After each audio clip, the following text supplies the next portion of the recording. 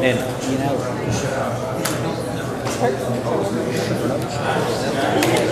that's what it says we're old people. I mean, that's one of those stores you don't forget.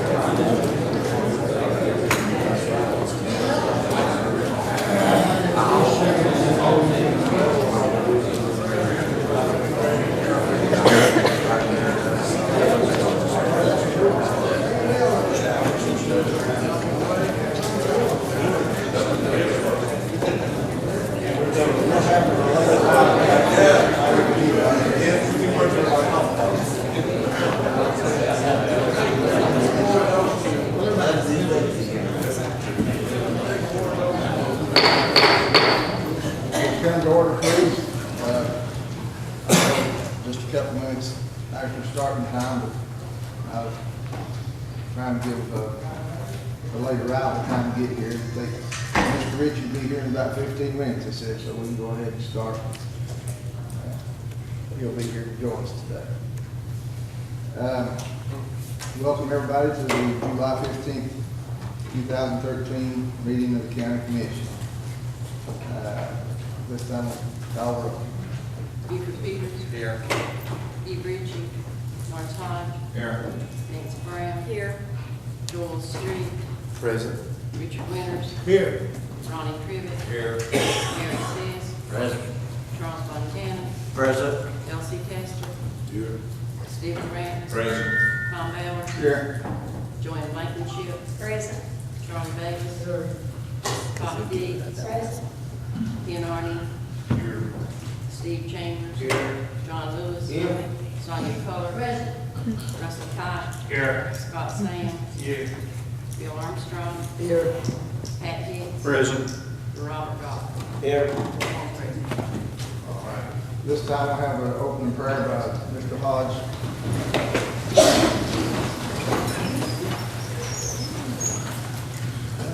Let's pray. Father God, Lord, we thank you for the privilege we have to be with county officials, Lord. Be here again, Lord. We thank you for our county. We thank you for everything you've done. Thank you for the great weather. We thank you, Lord, that it's good news we've heard about heat. Lord, we ask God you continue to heal his body. He can be back with us. Thank you for our state. Thank you for our government. Help us to do what you have us to do. Most of all, we thank you for the cross. You gave your only begotten Son on Calvary's cross, and we have this privilege, Lord, to call upon thy precious name. In Christ's most precious name we pray. Amen.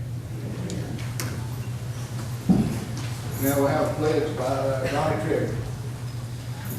Attention. Salute and pledge.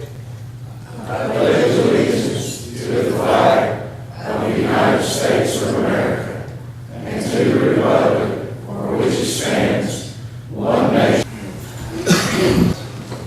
If anybody like to speak, now's the time to come up and come up to the podium, please, and state your name. You'll have 2 minutes to talk about whatever's on the agenda. Thank you, Mr. Chairman. Thank you, Commissioner. I didn't intend to speak. My name is Jimmy McKinney. I'm a taxpayer in Carter County. And, I really just got a few comments to make. First of all, I'm disappointed in the commission for not many of them being here at 8 o'clock to listen to taxpayers rebuttal. As equally disappointed in the taxpayers of Carter County for no one did show up. I thoroughly believe if this courthouse is full of people complaining about the tax rate going up, it would get everyone's attention. So no people show up, don't get no attention. And I kind of believe that the old saying goes, the more you get, the more you want. So the people runs the county, everybody wants a little bit more. They keep asking for more. And no one, you don't have no opposition. And really, taxpayers are spending about all they can spend. I mean, you gotta have a cutback somewhere. And, it has to start right here at the courthouse. It has to start here throughout the whole county. Like I say, I didn't attend these. I come down here because no one else would be here to represent the taxpayers. Thank you. Thank you, sir. Anyone else like to speak? Mr. Legacy.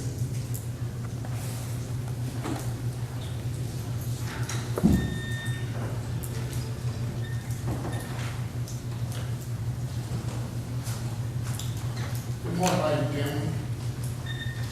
I don't have very much to say as far as the budget committee and the commission and the tax rate that's already set. They understand what they're going to do. The school system's going to set your tax rate. You won't be able to go to roof. It's that simple. Ain't no need to talk more about that. Just sit and watch and look.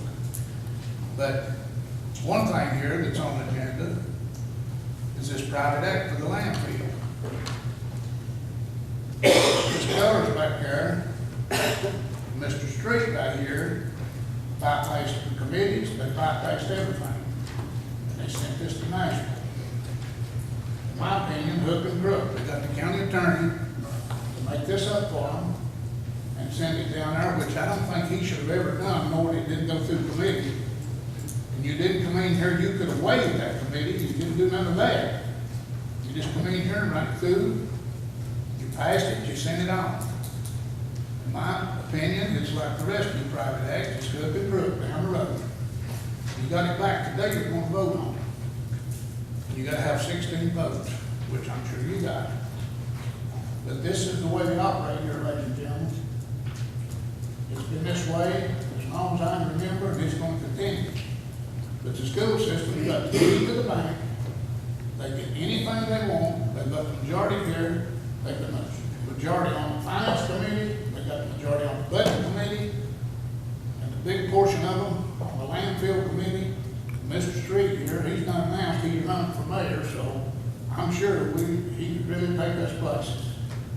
And I just, there ain't too much to say about this, because it is what it is. You ladies and gentlemen back there, you just sit and watch. If you're quick enough, you'll learn. The school system does control this county, period. Thank you, ladies and gentlemen. Thank you, Mr. Legacy. Would anyone else like to speak? Yes, ma'am.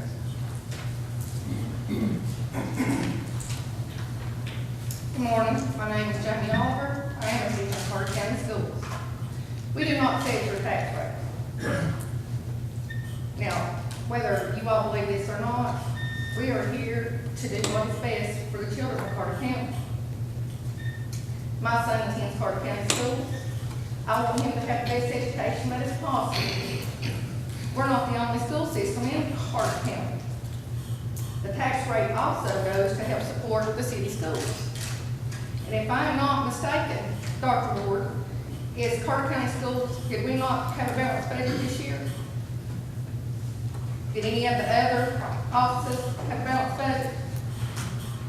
So, Mr. Livingston, it is not Carter County Schools that set your taxes, and I do not appreciate that. And I'm here to support Carter County Schools.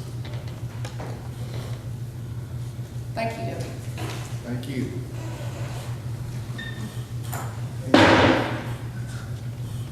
Any other public comment?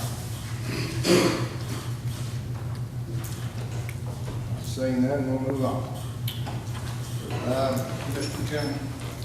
Yes, Mr. Wimmer. May I speak to that tax issue in the schools? That's not really according to law, but you may go ahead. Well, don't want to jump the gun, I can wait. Whatever. No, go right ahead, I'll make an exception. Thank you.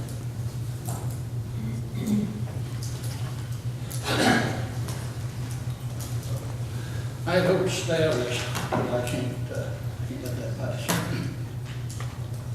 This tax thing relative to the schools, you know, we've been the red-headed child at the illegitimate child at the family picnic for 40 years. I was down here 40 years ago, no longer than that. And it was the same dreary litany over and over and over. I don't know how we're gonna do this. If we can't attract industry, if we can't create jobs, if we can't compete with surrounding counties, all that's good stuff, but now, I didn't hear any mention in all this debate about education as preparation for citizenship, patriotism, acquiring social skills, and so forth. Is that not worthy of mention? I think that's curious. Or is the word tragic?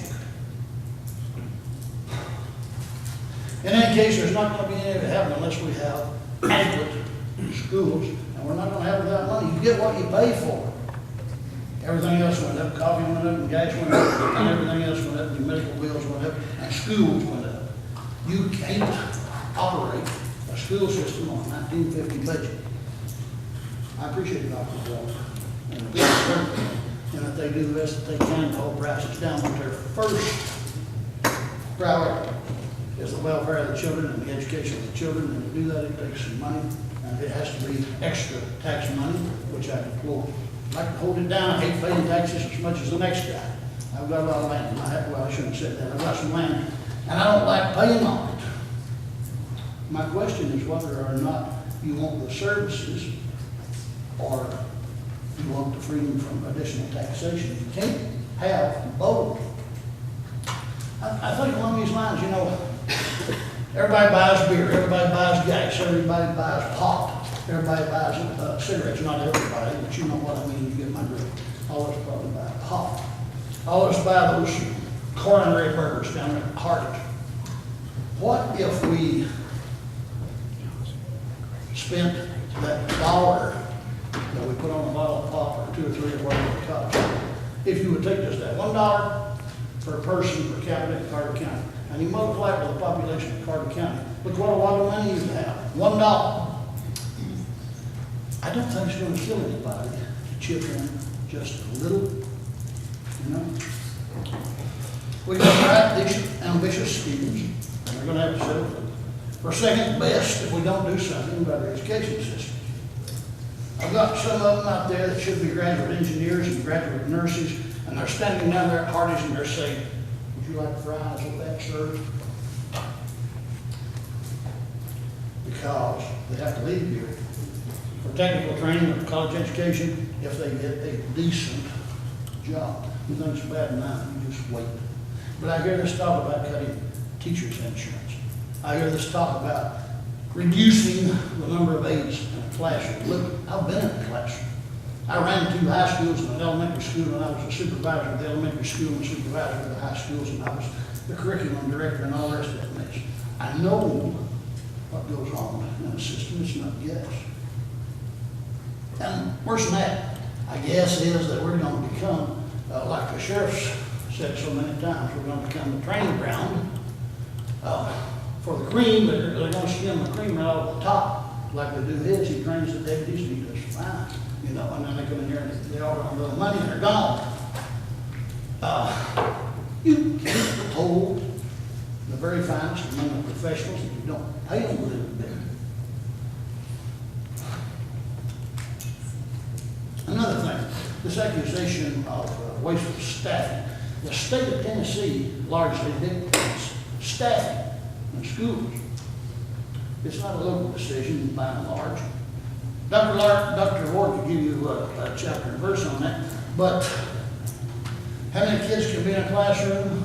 How you're going to treat the special needs kids? How they're going to be accommodated? It's a convoluted and an arcane study. And, you know, people that are not well versed in it really, I don't think they should comment much. Furthermore, a comparison to the city system is invalid. The city of Elizabethton screens its applicants. They take who they want to. They don't have to take anybody. We can't screen. Carter County has to take every student that applies out of the city or out of the county. We want. There's no option. State mandates that. Thus, the affluent parents pay pay through the nose and they send them down there if they want to. Now, a lot of parents are not dissatisfied with Carter County schools, let me tell you that up front. Those that are, and they've got the scratch, they can send them to a dispatcher. And that's okay with me, a dispatcher has a fine system, I'm not knocking them. They also have money. If there's differences in ours and theirs, that's basically the difference. It's not my purpose here to belittle nor to criticize, nor even to promote a particular agenda, but I really had rather call it a sense of decency, accuracy, and respect in our public discourse. This name calling, personal attacks, uninformed opinions, these belong on a third grade ball field if they belong anywhere. Sometimes I despair we can get progress at all with the atmosphere of threats, sniding and goes, and the public attacks on public officials entirely. Mr. Hodge opened with that beautiful prayer. Appreciate that. If we're going to go that direction, I guess we can. We invoked the direct leader. And the Lord. I don't know where you'd be pleased to come here or not and see how all of us behave. We started the prayer, and I think probably that's a very good thing, but we need to remember that was the Prince of Peace. As he said that time, let us reason together. I don't think we need all the name calling. I don't think we need all the bitterness. I don't think we need all the rancor. Let's try to get along. Both sides. Both sides. I expect to hear how I'm mixing government and education here. I expect to hear how those two are divided right down the line. I expect some card-carrying LCU unit liberal to be in here with a locker. Okay, I don't care. I've been there before. Ben Franklin didn't worry about it. When he sat down there to draft the United States Constitution, he invoked the name of the Lord, didn't he, Lawrence? Thank you, sir. Thank you, Mr. Wick. All right, let's move on now to the acceptance of the previous meeting. Do I have a motion to accept the minutes? Motion by Mr. Ronnie, second by Mr. Blankenship to accept discussion by Mr. Lycan. You don't have to stand up. You don't have it. The minutes, yes, sir.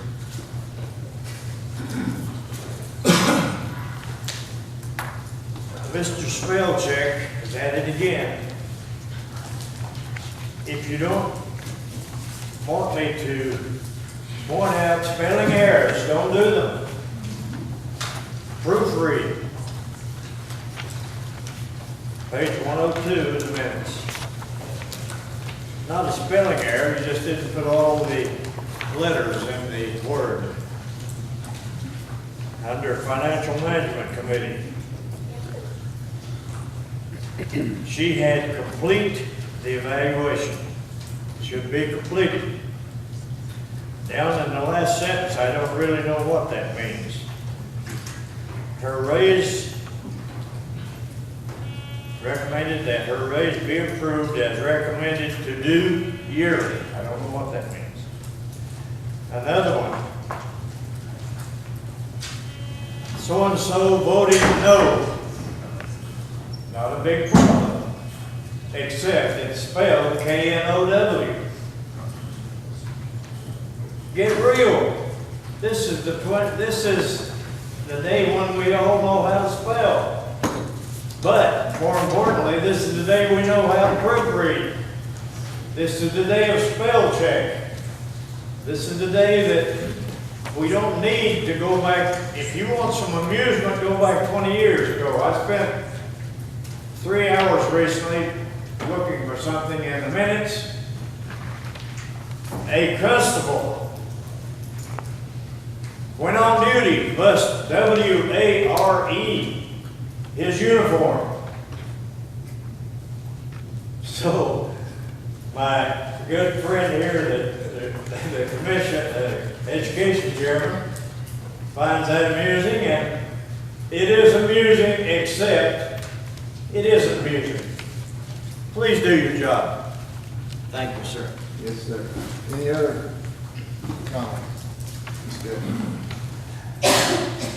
All in favor, say aye. Aye. All opposed? Motion carries. This time I'd like to, let's see. Numbers and bonds. Rebecca D. Robertson, Ken, Donna Julian, Tina Bauer, and Kevin Woods, Director of School Bond. Motion we approve. Second. Motion by Mr. Keller, second by Mr. Chambers to approve. Any discussion? All in favor, say aye. Aye. Aye. All opposed? Motion carried. Now, the recognition of elected and appointed officials, would y'all please stand? Thank you. See our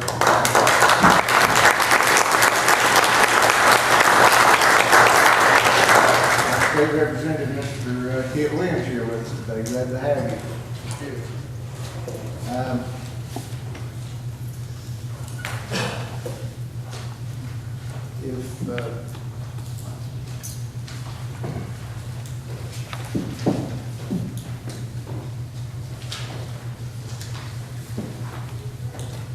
If it'd be all right with everybody, can we have a 10-minute recess?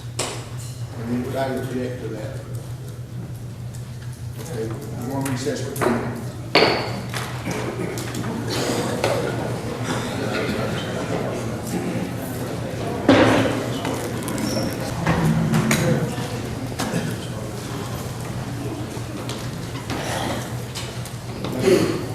We'd all like to welcome back Mr. Ritchie. He's had health problems and it's taken a lot of courage and determination to get down here today. And I'd like to welcome him back.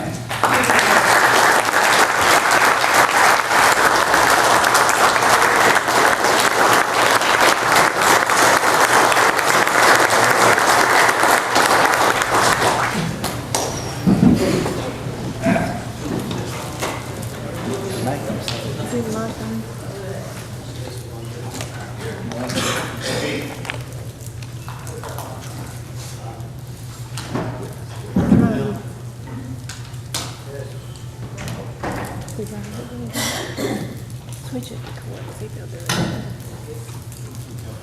I believe that got it.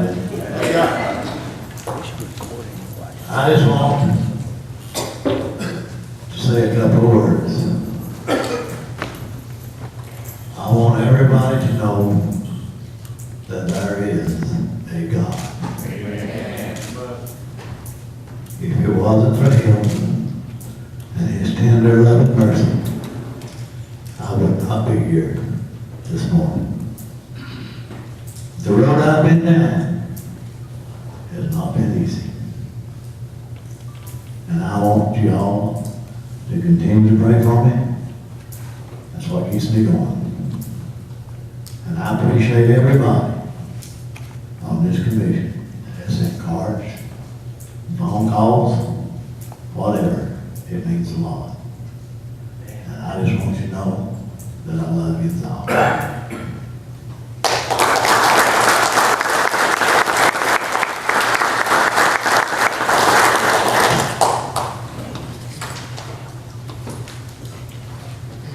All right, the next item of business is the ratification of the private act on the land field. Do I have a motion to waive the reading of that? moved. I have a motion by Mr. Keller, second by Mr. Arne to waive the reading of this. Any discussion? Mr. Buchanan.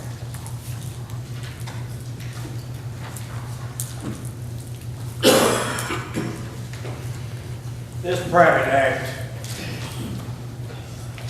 in my opinion, is an act of protecting one individual's job at the expense of making another individual look bad. which I've done a lot of course. In committee, we were never, and I'm on the highway committee, or on the landfill committee. In committee, we were never consulted about a problem, so-called problem, with employees of the landfill and their relationship to the county mayor. I finally, last Wednesday, saw the 7th employee, and one of them is gone now. Not one indicated to me that they had ever had a problem with the county mayor, and that was one of the things that was indicated by one of our commissioners. One person did say that he got in the way when they had the fire. That was the only negative comment I had. The only negative comment I had. So, what was the reasoning? Was it to protect the director, or was it even deeper? To protect the director was not, in my opinion, a valid reason for all this paperwork and for our representative to fall for it. The reasoning is this.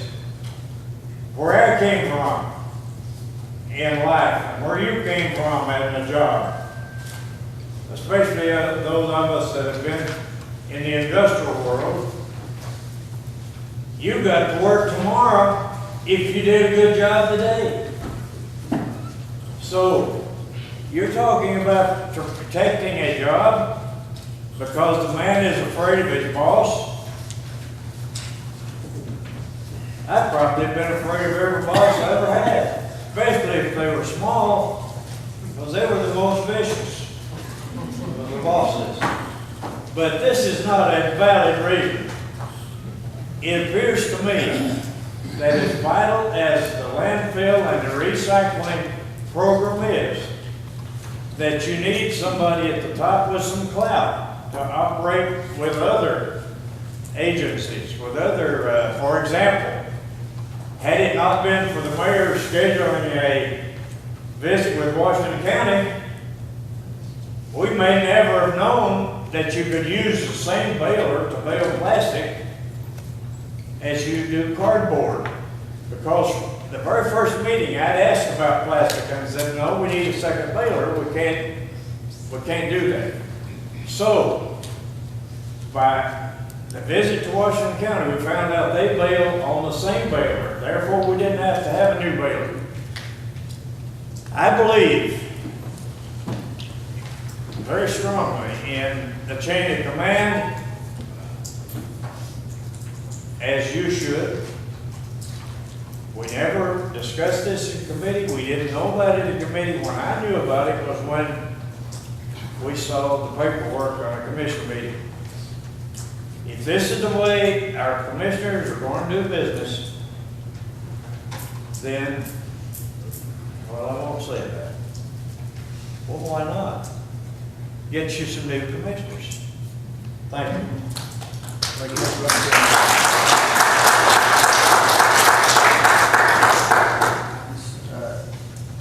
Any other discussion? Mr. Chairman, Mr. Mayor?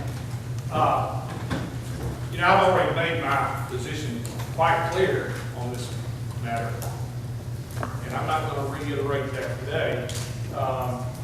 But I think it's important that, especially in light of the press coverage immediately after, especially the General Assembly, unanimously voting to approve this private act. I just happened to be in Nashville, not to address this matter, but I was there with the First Tennessee Development District and had an opportunity to visit Representative Williams' office, I along with 3 other mayors. And when I walked in and introduced myself, Representative Williams decided to, or he chose to explain his position on this private act. And I appreciate that, but I explained to him that we were there on other matters and we would discuss that at length. Is that not correct, Representative? And this is not something that was passed down and the whole state just put their arms around it. I may be wrong in that, and you can clarify that. But you gave Representative Williams and your other representatives that order, because you have a 16 at 2/3 majority vote to send this to Nashville for consideration. You put him in a position where he had no choice. And that's what I explained to him that day. As far as I'm concerned, it's a dead issue, Representative. But his point to me, and if I stand to be corrected, please do so. He was in agreement. You cannot effectively manage day-to-day operations by way of the committee. You cannot. So many times here in Carter County, we take a position such that, we're not gonna look at what the rest of the state does. This is Carter County. We're always right, we're never wrong.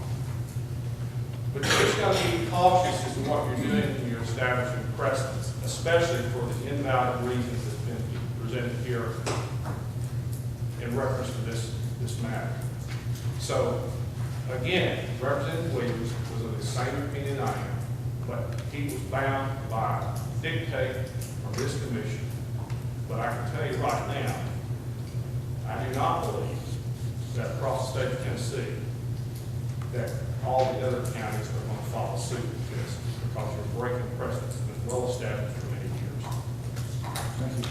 Let me, Mr. Williams? My name's been called the way we do it in Nashville. If your name's called, you get to speak. So, the mayor is correct on most of the things he said. He did come to my office, and we really didn't discuss it. My job as state representative is, I don't run the county, Carter County. That's run by the commission, by the mayor.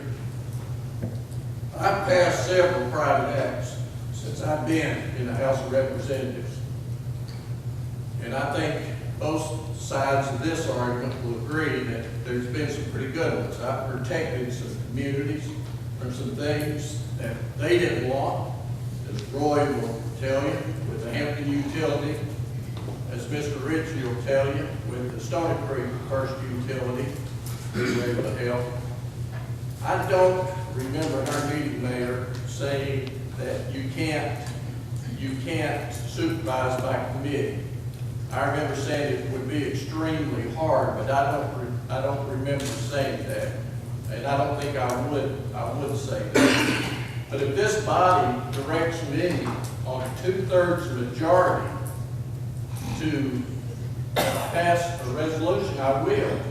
And there's been some that said Kent Webbs can't get anything done in Nashville anymore. Well, I got 99 votes on a resolution, so I still have a lot of friends in Nashville and always will have.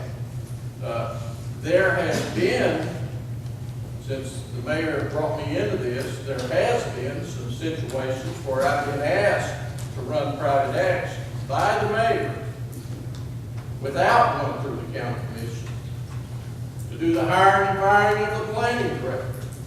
That's not my job to run private acts. If this commission says we want the mayor to hire and fire the planning director, I would do it. But I'm not going to run any legislation on one person. I don't care if it's the mayor or who it is.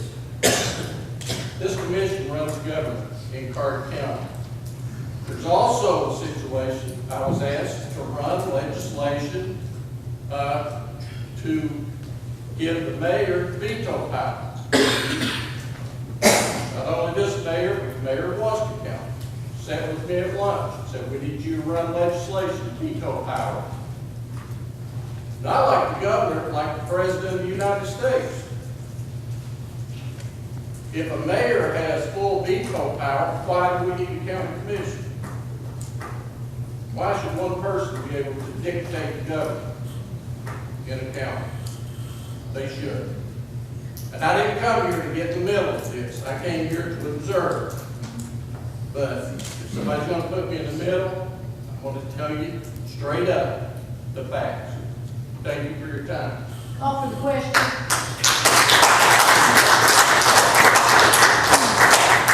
Thank Thank you. I need to back up just a hair.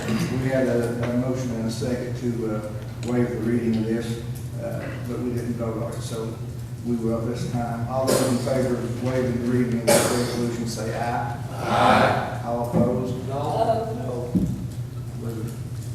Ayes have it. Roll call. Now we'll vote on the resolution. Mr. Chairman, I don't think we have a motion. You don't have Need a motion to approve this resolution. So moved. Second. Motion by Ms. Keller, second by Mr. Street. Buford Peters. Aye. Steve Ritchie.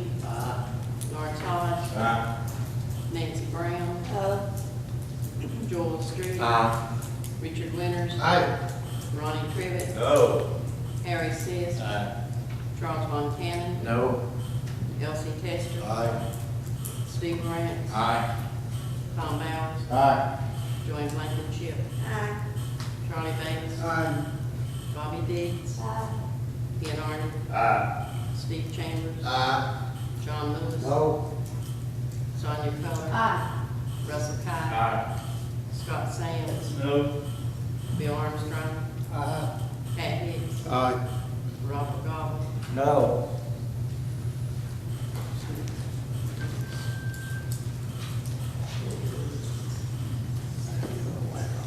Eighteen ayes, motion carries. Now we'll go into our other resolutions. First one will be the tax rate resolution. Mr. Lopes, you want to address that? Sure. The simple breakdown of the tax rate is $1.04 going to schools, 101.5 going to general fund, 21.5 cents going to debt service, and 13 cents going to the Carter County Highway Department. That's a total of $2.40 for the proposed tax rate.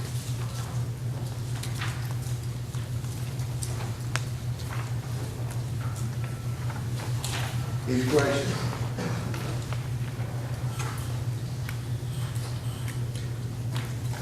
Mr. Street. Thank you, Mr. Chairman. Ms. Deloach, I would just ask that on the general purpose school fund, that you give us the city and county split in cents there. Give me just a second.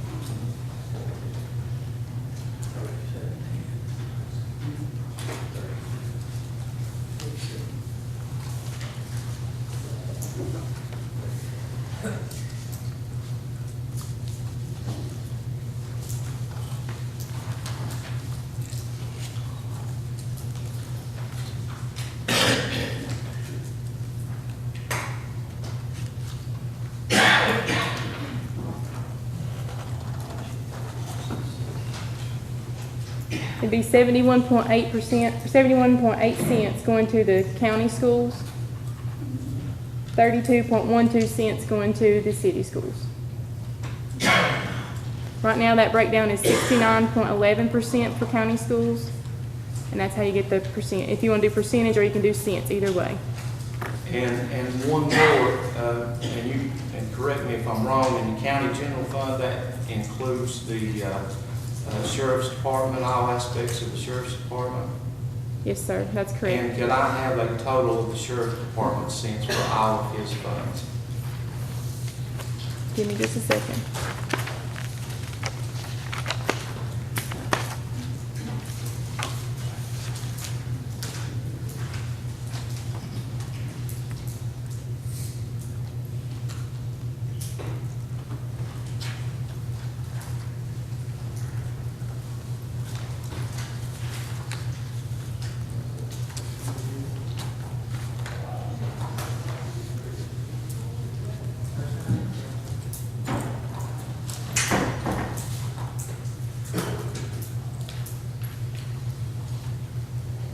The Sheriff's Department patrol budget is $3,437,566.80. The jail budget is $3,543,858.26. That's a total of 87 cents. Thank you, Mr. Wells. You're welcome. Any other discussion?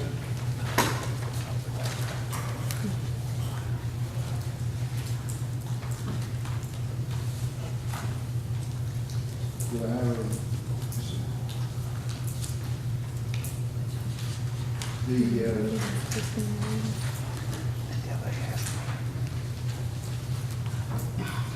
I missed that while I was writing something down. You did the tax rate resolution. Mm-hmm. Does everybody understand that? And it calls for a 25 cent. 25-cent increase, 15 cents went to general fund, 10 cents went to debt service. Do I have a motion to approve that?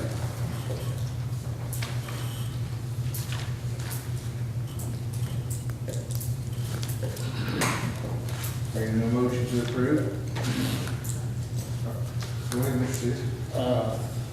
For the sake of getting a vote, I make a motion that we approve. Have a motion by Mr. Sisk to approve. Do I have a second? Second. Second by Mr. Chambers. Call the roll, please. Victor Peters, Aye. Steve Ritchie, Norm Todd, Aye. Nancy Brown, No. Joel Street, No. Richard Winters, Aye.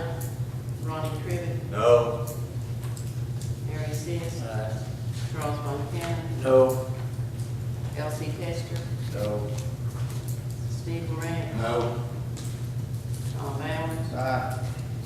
Joey Blankenship, No. Charlie Bates, No. Bobby Dees, No. Ken Arden, No. Steve Chambers, Aye. John Lewis, No. Sonia Coler, No. Russell Cott, No. Scott Sands, No. Bill Armstrong, Pat Hicks, Aye. Robert Goff, No.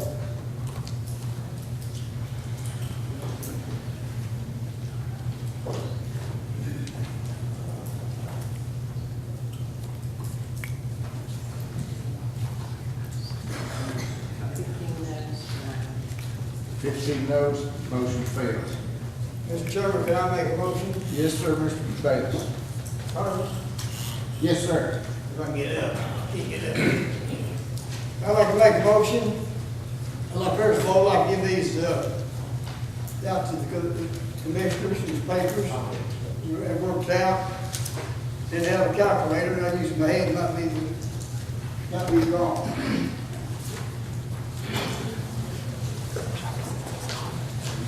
So I said, you have a plan? I said, yeah, I had 2 plans. I wasn't gonna go as far as, first of all, I'm gonna check the solar on 4 5, because I was trying to come in here, get this plan here out, you all can do it.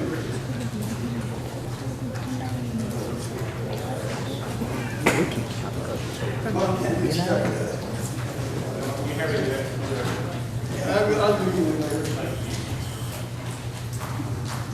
We're gonna get one. Maybe you understand what we're talking about, I talk too fast anyway. When I was coaching basketball, I didn't take time out and get in the huddle. I went on 2 more goals there. And then what the hell did he say?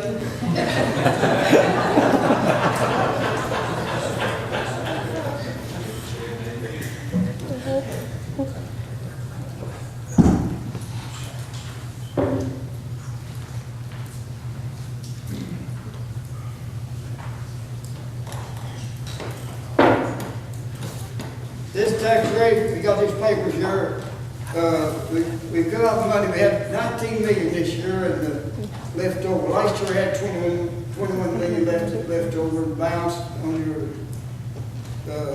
trustee report. The 2 million that came from the schools that had projects, so we're good money there. And debt service, we come out good and we're not making some not too good in general fund, but up at the top, our total debt service is $3,254,494.84. And right now, we had $5 million, raised the figures, 517, 260, 40, that's 5 million. You take that, 3 million from that, we got almost 2 million less in debt service. You can't spend that money next year. If we keep that for 13, 14, we'd have 2 million left in debt service. But we're gonna do that. I talked to Mr. Lowe, we're gonna take that out of the general fund. Take that out, take that 922,174,56 cents, take it out and put that in the general fund. That'd bring her a total of $5,706,000, $546.63.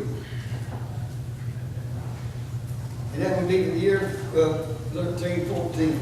I mean, we're gonna have money, we're gonna have lots of money, but we're gonna save tax people, there'll be taxes, people's money. I like to never say that if you raise these taxes 30, 40 cents, you ain't gonna bring anybody here. And that general fund did a good job on that. 12, 13, that's 22 million. Now you read that 600,000, 304.50 cents, and 13, 12 was the same, and they saved $132,000, $352.60. Besides, the tax savings next year, we're going to have more money come on taxes. The tax did a great job down here. Last year, our taxes for $832,219,543. And this year, he picked up $1 million, put on the tax roll. That's going to bring in some extra money. And right now it's $843,133,360. So he picked up $10 million. And I'd be on 95 cents inflation. I'm going back to something else now too. This 5%, we didn't cut it on everybody. I think it hurt some of the people on 5%, like the tax assessor. He needed $500,000 for audit. If we didn't pay that, the state was going to fine us, what, $19,000, is that right? I believe it is, $19,000. The $9,500 was to send out tax notices. Yeah, we don't pay that. We'd be paying $10,000 more. And trustees, we need $16,000. And I'm for that. I guess you would do. Say I was from Texas and I own a piece of property in Carter County, and I didn't get a tax notice. So I have to come in and I'll pay the Lincoln, Interstone, and all. But to get these tax notices out to people, we're going to pay the taxes. Been collecting pretty good every year, about 95%. And the only thing I think the tax rate would be set to 318.5. Raise the tax rate 3 pennies and 5 cents. 3.5. That'd be almost 4 cents. What? Somebody good in that math got 40. What must be a raise on tax rate? 3.5 cents. How would that be? $8, 10.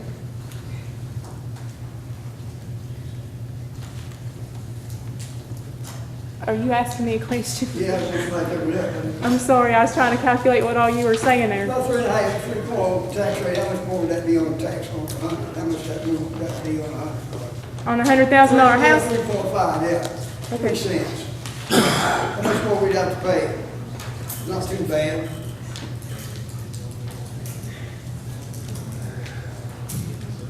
He's wanting $100,000 house, right? Yes, ma'am, I got one.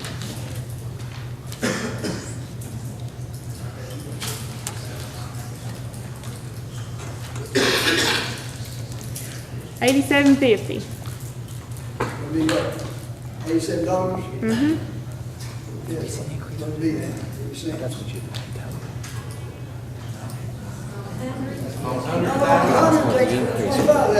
Just the increase. Oh, give me just a second. I'm sorry. She's getting You're going 100. a lot thrown at her.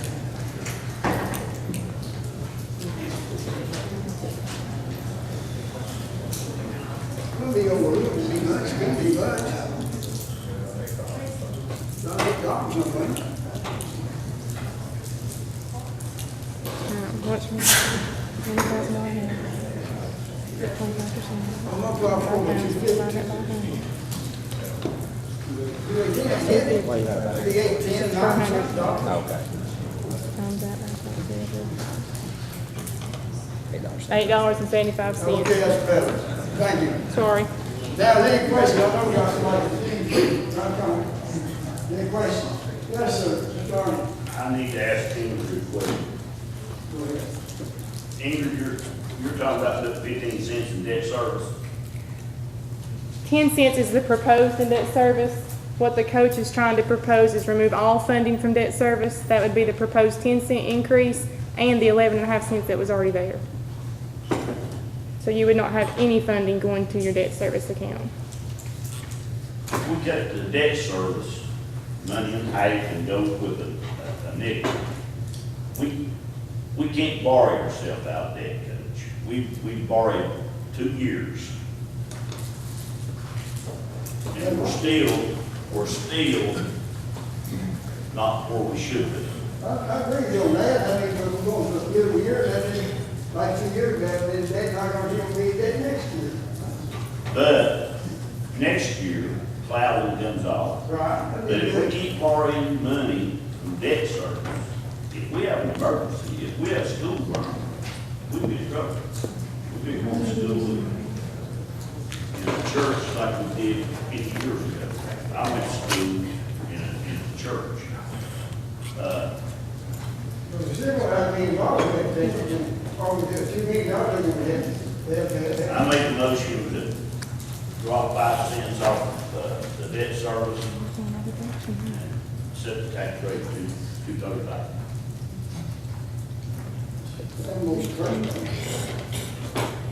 Mr. Funky, Yeah.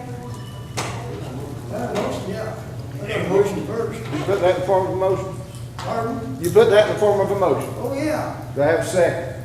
Second. Motion by Mr. Bailey, second by Mr. Blankenship. Discussion. Mr. Chair, Yes. 2 years ago, I got up on this same floor when this budget was coming up. And I warned y'all what was going to happen, going to fund balance and the debt service, and the well was going dry. So, Mr. Chairman, the well's dry. Not completely dry, but it's It's getting close. get pretty dry. Anything like that? It's bringing watching. Ingrid, the motion has to do with the debt service. We need to also be looking at the general fund. That's what he's doing. He's taking from debt service and giving it to the general fund. If you'll give me just a second, I'd like to give you a handout as to what this will do to debt service. This has nothing, my handout has nothing to do with general fund, but it will show you what we have to do for debt service. If you take out all funding from debt service, From your perspective, and you're the lady that knows the numbers better than anyone else, is this good financial practice? if you'll give me just a second, I will explain the handout Mr. Bowers has given to you and we'll talk about it.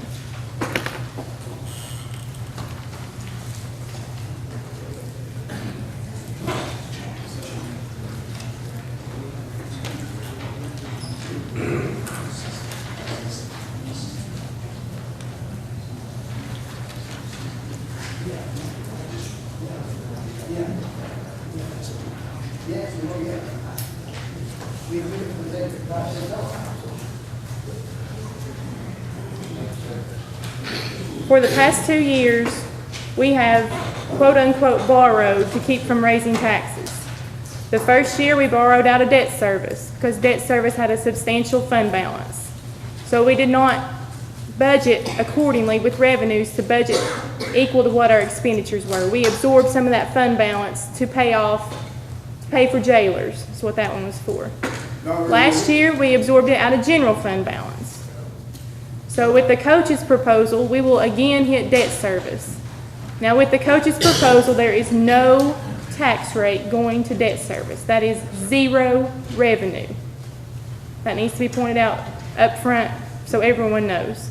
If you look at your handout, it will be possible to do that if you can get the comptroller to approve it. I'm not even sure the comptroller would approve it. But if you got comptroller approval and you did no funding to debt service, you would have $1.9 million left in debt service. Okay? 13-14 year, that's fine. Go to 14-15 year. In order to break even, you would have to raise taxes 5.5 cents, just to break even in debt service alone. This has nothing to do with schools, nothing to do with highway, and nothing to do with general fund. Debt service alone would require a 5.5 cent increase. Jump to 15-16 with me, which is down there, third listing. In order to break even in debt service, you have to do a 23.5 cent increase. Do I recommend that you cut out funding from debt service? Absolutely not. You need to think beyond today and think about tomorrow. That's what got us in this position, borrowing from what we had to keep from raising taxes. Do I want to pay additional taxes? No, I do not. But I do understand that if we keep borrowing out of what we have, there'll come a day when we have nothing left, and we're getting very close to that day. The well's gonna go dry. No, it's raining too much. Be more rain. Can I say something now? Hey, that's 5%. You got 5% cut. The trustee gonna get their money. Tax assessor, Keith Hart, that's over with, because they come about $47,000, what we had to cut on that. And the money getting out of the debt service, put in the general fund will cover that. Actually, to remove the debt service, if you're proposing what I think you're proposing, and increase 3.5 cents beyond that to go to general fund, you will just be balancing. That's with the cuts to the trustee's office and the property assessor's office. That does not restore any cuts, that's just to balance. We drastically cut the general fund last year as far as revenues going into it, so our fund balance is at critical stages. We cannot cut into fund balance this year for general fund. It must be balanced. With the cuts that we have put on office holders and the ones that did take a cut, you cut the juvenile detention services contract line item. That one had to have $21,000 to make it to the end of the year, 12-13. We cut it. We cut legal services line item. That had to have $21,000 added to it to make it to the end of the year. So with these 5% cuts, do I think you'll have to hit fund balance before the end of 13-14? Absolutely. So you better budget it, a balanced budget, and not have a cut going into fund balance. What would it cost us to add the money back to send out tax notices on the tax rate? I believe that the line item that was budgeted for tax notices was $9,500 in each of the offices. That was $9,500 for the property assessor and $9,500 for the trustee. Now, the trustee also had postage added into that because they pay for the whole amount. And Lisa, correct me if I'm wrong, was that $4,000 we had in that for postage? Approximately $4,000. That'll give and take just a little bit. So you're looking at $22,000 just for tax notices. And I have a problem with not sending out the tax notices. I think it will cost us in the long run. That original cut was $9,500 out of both sides. That's not just your tax notices, that's your tax rolls, that's your disc for the trustee's office. That is the whole kit that you get from the state. So not to send out tax notices would just be 3 cents per parcel, if I'm correct. So the $9,500 that we cut out of both was a little extreme in that it would cut out everything that we get from the state. There would be nothing for taxes. 95 we're talking about, we don't pay it, we're gonna get fined now, what, 19,000? You're talking about the TMA audits, and that's a totally separate line item than we, that was the first round of cuts that Ronnie had to take with his $5.99 line item, that's correct. And if you don't do those TMA audits, then you will be fined from the state. On the 240 tax rate, if we put that back in, what's that gonna raise the 240 to? If you put in the $22,000 for tax notices, Yeah. that'd be roughly 1/4 cent, so. Did those two offices not turn in some money from last year? Yes, sir, there was remains in all budgets from last year. Didn't they have enough in there to cover?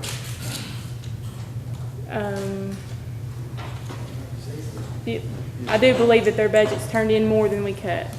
Mr. Kite? Don't we receive $10,000 a year from the city to help pay for this tax, to send out tax notices? You receive $10,000 from the city to offset the expenses of the assessments. That's correct. Is it to send out the notices? It's not earmarked to send out tax notices. Huh?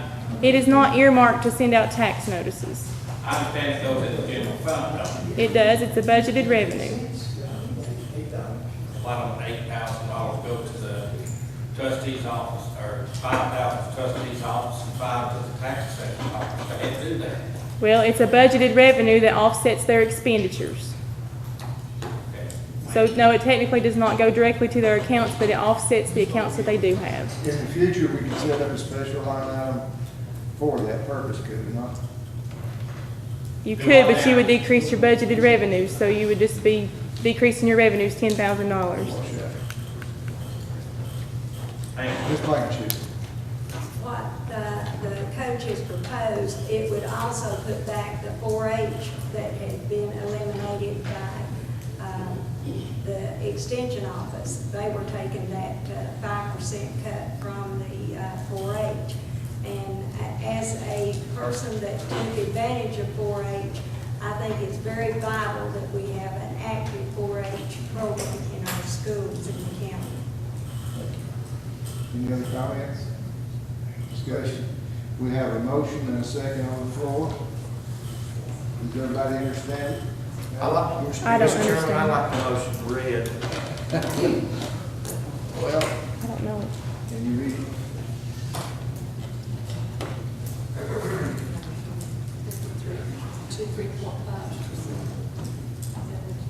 Basically, it's to raise taxes 3.5 cents. Can, it's $30.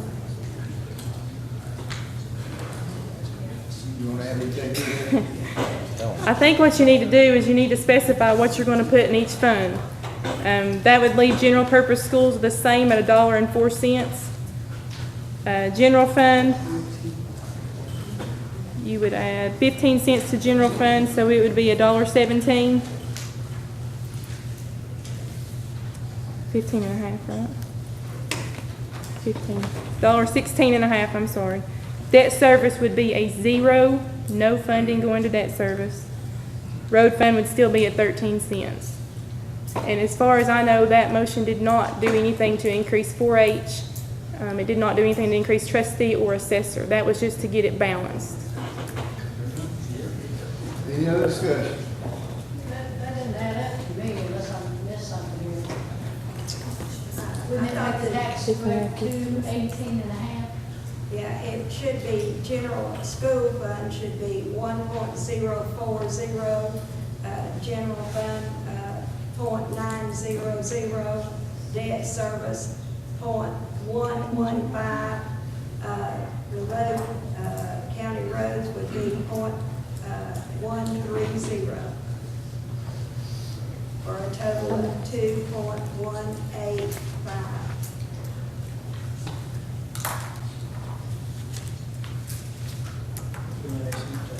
Will you read? And 3.5 cents.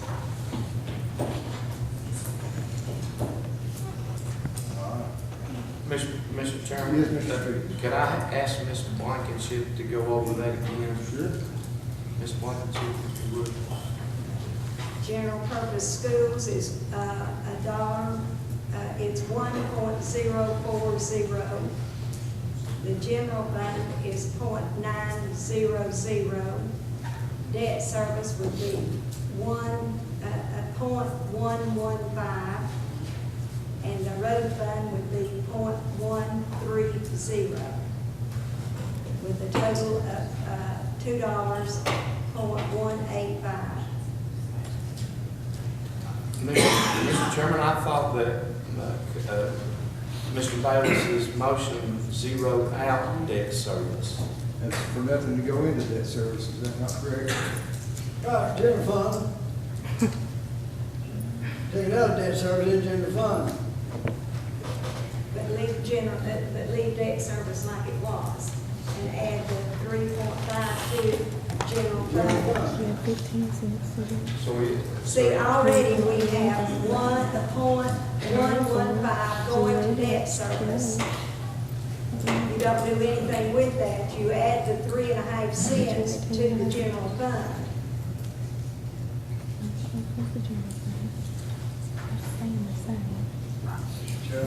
What we're trying to do here is just, this ain't right, this ain't gonna work. We need to look at the future, but what we're trying to do, we pass this, next year, we're gonna come up short again. That's correct. We need to do something where we don't have to let people tax it every year. That is correct. Any other questions on the motion that's on the floor? Yeah, roll call. I think it's this. That's to raise it 3.5 cents. Correct. All right. Ingrid, if we pass this, at what point in time would we ever be able to build a new school for it now? Well, with the paper that I just gave you, you have 5.5 cents for next year, 14-15, 23.5 for the next year, and 2 cents for the next year. That's with nothing, no increases, no additional borrowing. That's just to stay where you're at. Then your interest rate will go up appreciably. I would dare say that our bond rating will go down because we have no cash available. And then your interest rate will go up, I believe we're yes. making a mistake, and I'll tell you why. Most of the people that have been investing recently in the stock market have been investing in municipal bonds, which does fund mostly cities and counties. A lot of the money comes from that. That's dried up. Therefore, look at the long range. This man's right. You better look at the long range. Not just next year. This is 3 years in a row. We can't continue to do this. You were right 2 years ago. We cannot continue to do this and remain solvent. Mr. Blunt, can I ask you a question? When you build, what do you think about building a school? Well, what do you think it costs? I'm You saying think you're gonna that- save up $1 million every 3 years, build a high school? School right now, a good school, but everything great, would cost you $60 million off for the big bond, that's all it is to it. Yeah, that service is good, but you ain't got enough money to build a school up. I respect my elderly commissioner, but you're wrong. Thank you. Ms. Blankenship.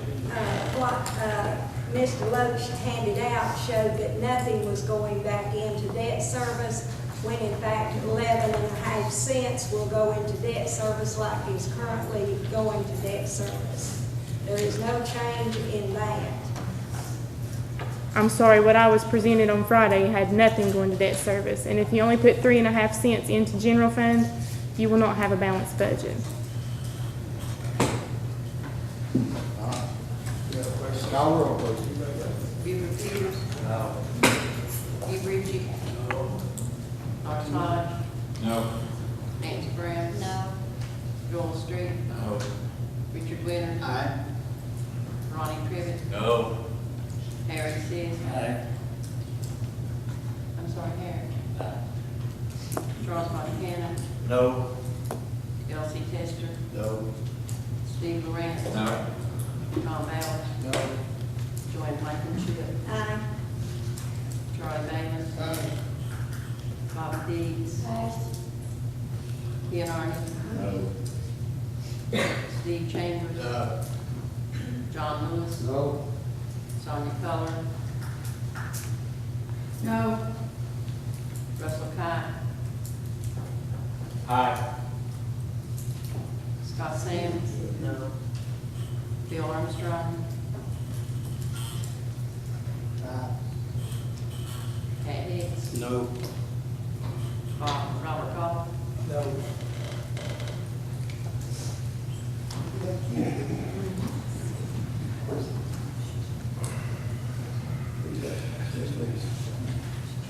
You want to change your vote?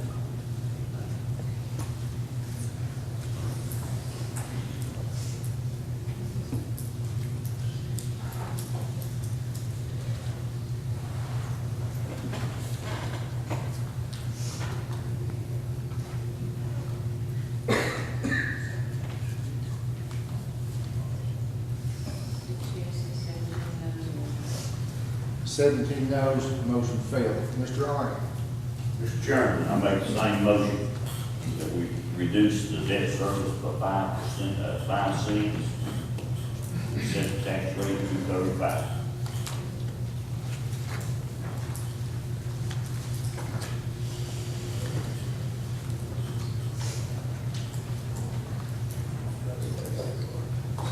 So you want the, Mr. Arnott?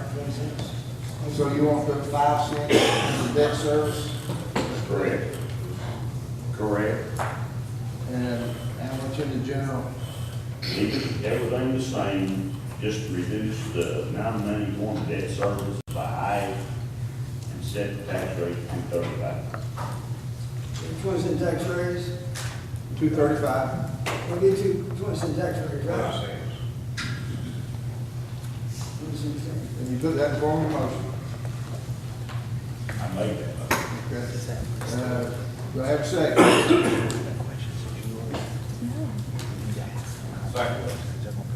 Second by Lawrence Hobbs to set the tax rate at 235.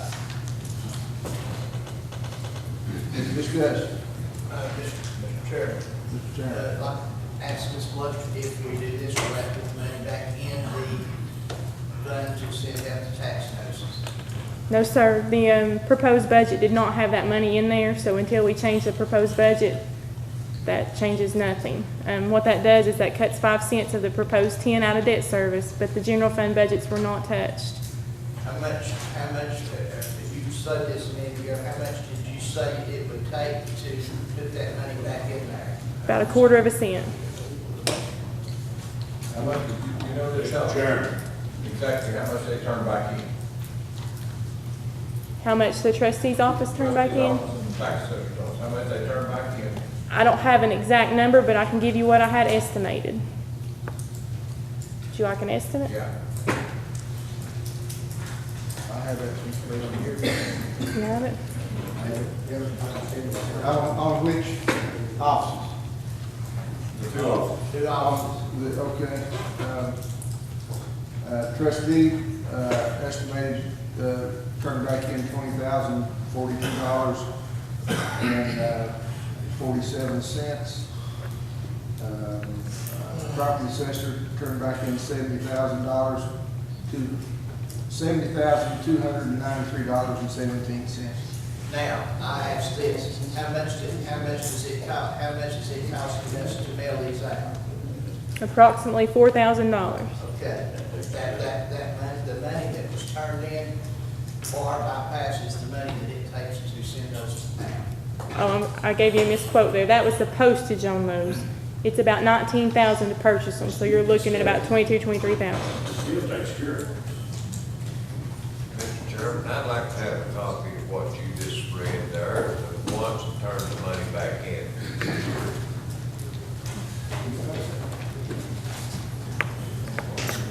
Mr. Taylor, would you like to speak? Yes, sir. 70,000, that's within 4 plates. A lot of the other things, you should be penalized, sir.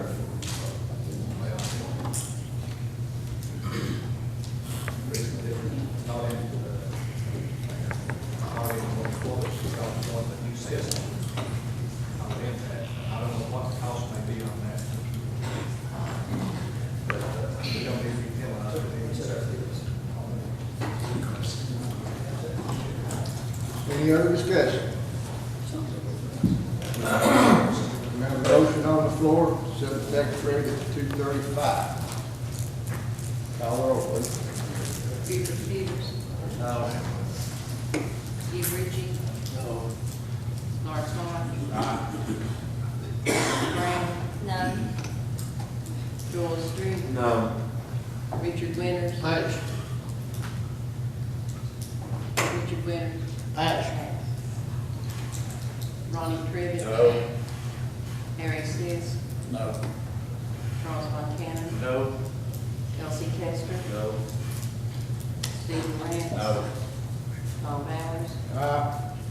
Joanne Blankenship. No. Charlie Davis. No. Bobby Dees. No. Ken Arden. Aye. Steve Chambers. John Lewis. No. Sonia Coler. No. Russell Cott. No. Scott Sands. No. Bill Armstrong. No. Pat Hicks. Aye. Robert Goff. No.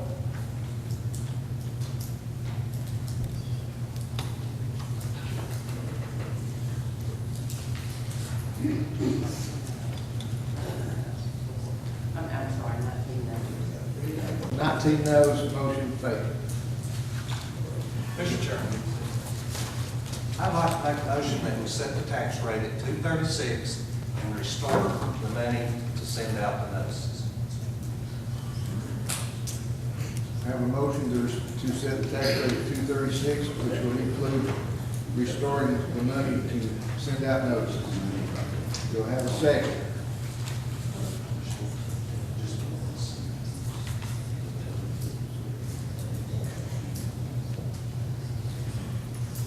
Do I have a second? Wait. Yes, sir. Ingrid, how much money will Mr. Taylor get? Will he get the $70,000 and turn back in? Mr. Taylor would get his proposed budget with $9,500 added to it if you restored it for the tax notices. So he would get the 70,000 plus 95. Is that what you're saying? He would get the proposed budget plus $9,500. The $70,000 is left over from expenditures, budget minus expenditures of last year, 12-13. I don't know that his expenditures will be the same for 13-14, but I can tell you the proposed budget would add $9,500 to that so that he can send out tax notices. Mr. Chairman, he turned 70,000 back in, and all these office holders, this list that you give me was unbelievable that the money's turned back in. But I have one question here.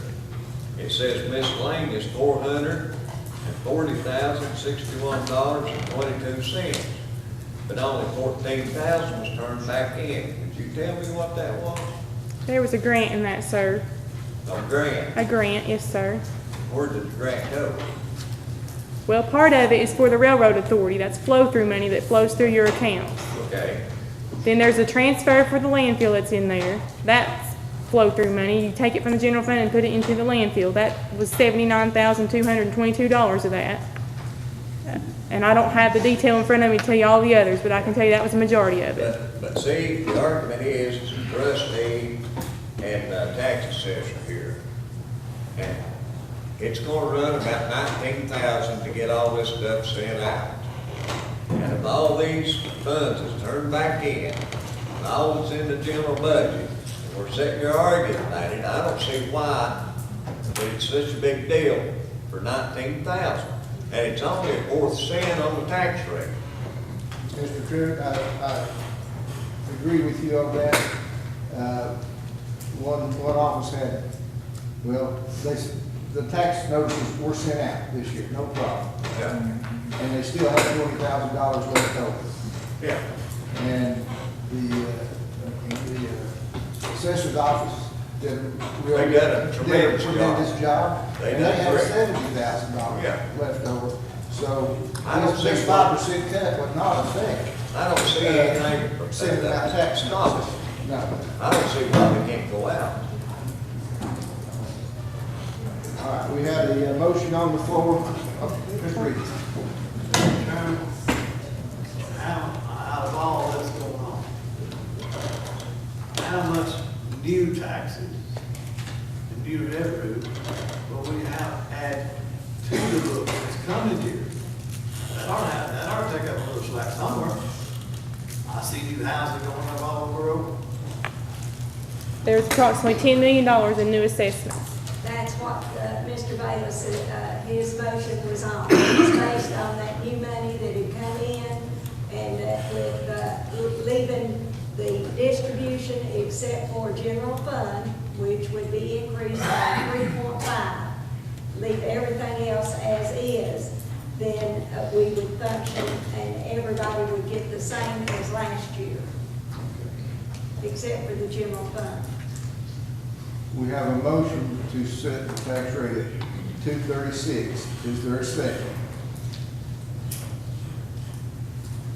Is there a second? Motion dies for lack of a second. Mr. Kessler. I make a motion to send this back to the budget committee. Instead, we do this thing, we'll look at this thing without cutting these offices to 5%, see what they come up with. If we don't cut the offices 5%, then your tax rate's probably 245. I don't know. I look at some of these cuts, and, you know, we're gonna wind up, have to come in the middle of the budget year, you know, some of these cuts, like your juvenile detention and the more of that, you know, you're gonna get to the middle of the budget year, you're gonna grow.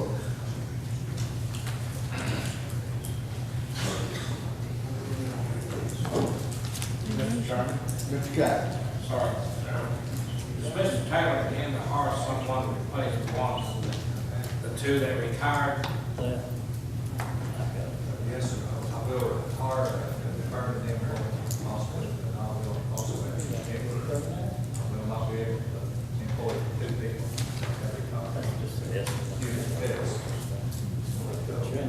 Thank you. That's 5% for example. Mr. Taylor, how long have you been out without those employees? Year and a half, or one, and another employee that's recently retired.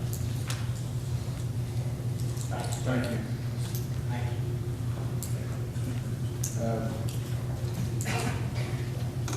Any other ideas on the tax rate? I make a motion, we leave it the same as is, and work the budget to it. It's already a motion on the floor, Mr. Chairman. Did you make a motion to return this to the budget committee? I did. Have a motion to return this to the budget committee. Do we have a second? Second. Second by Mr. Sis. I would caution that, you know, we have to have this budget by the end of July, according to the 81 Act. Correct. And we don't have, well, the clock is ticking. If we made a motion to refer this back to the budget committee, we need 5 days' notice in the paper. That takes 5 days more off of this calendar.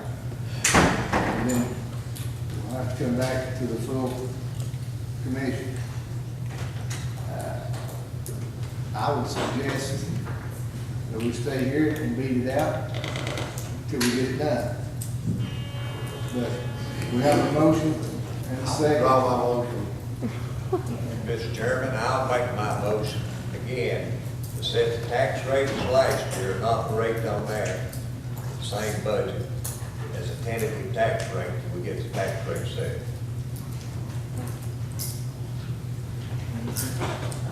Same tax Under the rate as 81 last year. Act, we have to have the budget without the end. You can operate on a tentative budget. No, not under the 81 Act. We've done it before, I know. Tentative budget. We've done that before. Let me tell you, if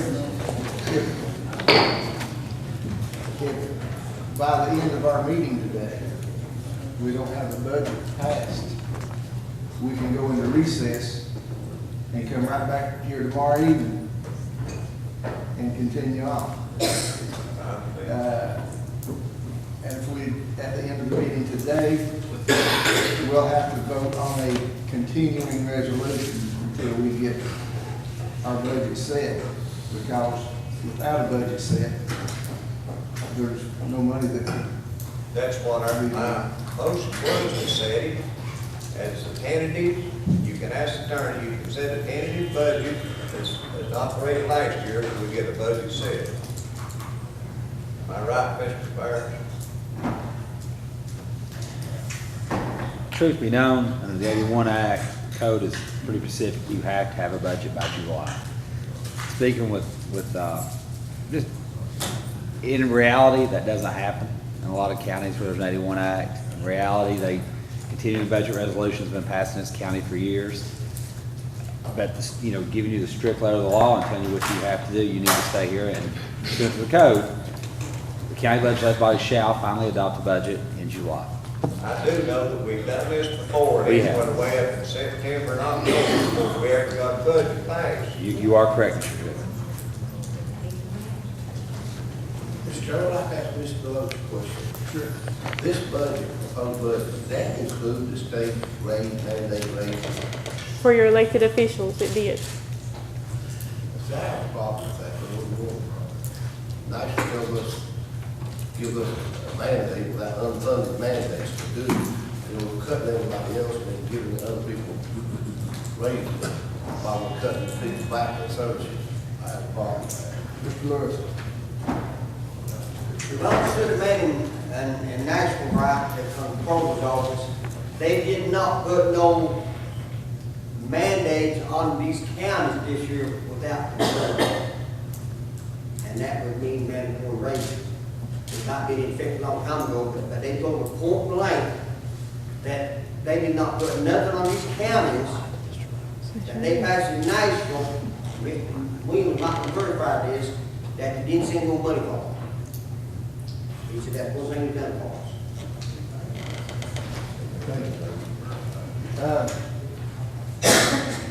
Let's do this. I have a suggestion. We'll let this go for right now, and we'll move on to some of our other business. And we could come back to this before we leave here today. Mr. Bobcat,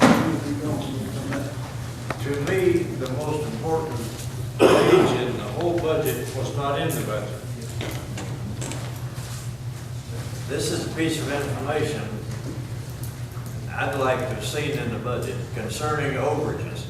Because what it tells me is those people that have diligently used their money or not used their money. But then again, I realize there's fee offices and non-fee offices, and that probably isn't apples versus apples. But if we'd have had this tells you who's done a better job than others, maybe. Because as I say, fee offices versus non-fee offices, it's not apples versus apples. But this is the kind of information we could have used to make better decisions. And I've said before, I think we ought to be voting department by department. thank you. Well, that's mine. Can we have a 5-minute recess? Well,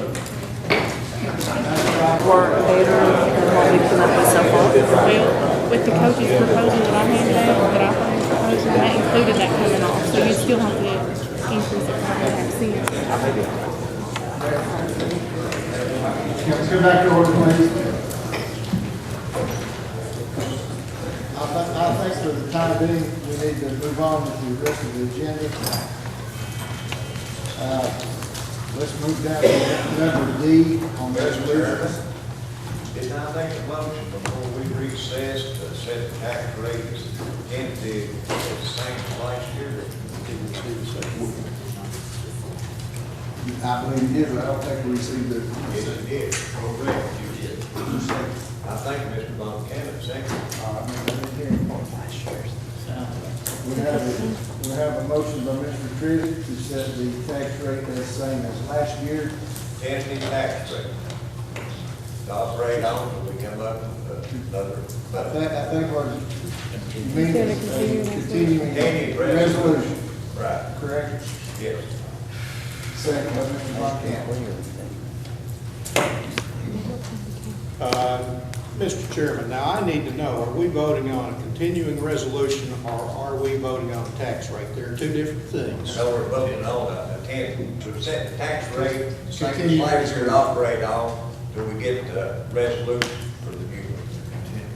Continuous. Continuing resolution. Well, the minutes should reflect that we're voting on a continuing resolution. That's right. That's right. Mr. Ricky. If we don't pass it, we would be, we're operating right now, but we would operate the same if you don't say, well, so I don't see no, you know, how to do that. Well, I think before we leave here today, if we don't come back to this and pass something, then we must vote on a continuing resolution. So let's wait till we see if anybody comes up with any brainstorms before we leave. Should be all right? I'd rather have a vote on it now, Mr. Chairman. Very well. Any other discussion? Have a motion and a second to approve a continuing resolution on the tax rate.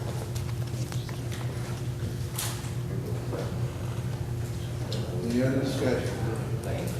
Call roll, please. Peter Peters. Dick Ritchie. Lawrence Hodge. No. Nancy Brown. Yes. Joel Street. No. Richard Winters. No. Ronnie Crivitt. Yes. Harry Seas. Yes. Charles Von Cannon. Yes. Elsie Testor. No. Steve Ray. No. Tom Bowers. No. Joanne Blankenship. No. Charlie Banks. No. Bobby Dees. No. Ken Arden. No. Steve Chambers. No. John Lewis. No. Sonia Coler. No. Russell Cott. No. Scott Sands. No. Bill Armstrong. Yes. Pat Hicks. No. Robert Goff. Yes.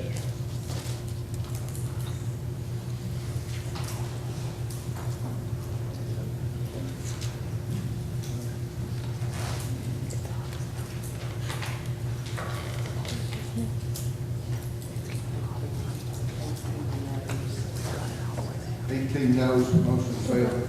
Mr. Hodge, do you have something? Yeah, I've got another proposal. Can I make it? Yes, sir. Okay, I was on the budget committee last year and offered to set the tax rate, trying to get the committee to set the tax rate at 6%. And of course, it was voted down in the full commission. So this year, I'm proposing that we set the tax, we raise the taxes 10 cents, half of it going to general fund, and half of it going to debt service.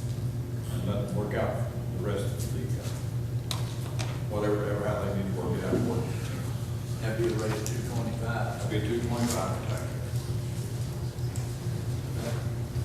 We have a motion to set the tax rate at 225, that'd be an increase of 10 cents. Do I have a second? Second by Mr. Cott. Any other discussion? Well, that seems the county opposite, that's what their budget was last year. That's nowhere near a balanced budget for general fund, but you can approve a tax rate and we can work in that direction if that's the way you'd like to go. We'll have to rework everyone's budgets one more time in general fund. Any other discussion? Ms. Deloach, how much short would that be on funding? Approximately 10 cents for the proposed budgets. Where's that 10 cents going? So that, 5 cents to debt service and 5 cents to general fund. Is that correct? Ms. Keller? Would it be the service if we made that division a little bit different instead of 5 and 5? Like say 7 and 3, which would be the best for us? With the proposed budgets and all the cuts that we have made and the budget committee proposed to you, it took 15 cents to balance. That's how we came up with the 15 cents to go to general fund. General fund's fund balance is at crucial stages. If we do not balance the budget, we will have insufficient fund balance. So that's why we recommended 15 cents to go to general fund. Anything that you go below that will not be a balanced budget for general fund. Well, next year we can raise it like 10%, and you've got all this other money coming back in. If you make it to next year, you sure could. If. So you make it on 3, 4, 5, we take it on 10, 25. True. Any other discussion? Ms. Black? I'm just saying, that was 10 million you meant. We're still not time, we're still not looking at the future, we're just looking today. Next year, when we sit here, doing the same thing we're doing now. That's not good. You're right. Any other discussion? The motion is to raise taxes 10 cents, 5 cents to go to debt service and 5 cents to the general fund. Call roll, please. Clifford Peters, No. Steve Ritchie, Art Todd, Aye. Nancy Brown. No. Joel Street. No. Richard Winters. Aye. Ronnie Crivitt. No. Harry Seas. No. Charles Von Cannon. No. Elsie Tester. No. Steve Morantz. No. Tom Bowers. Joanne Blankenship. No. Charlie Bates. No. Bobby Dees. Ken Arden. Aye. Steve Chambers. John Lewis. No. Sonia Coler. Pass. Russell Cott. Aye. Scott Sands. No. Bill Armstrong. No. Pat Hicks. Aye. Robert Goff. No. Does anyone want to change their vote? No.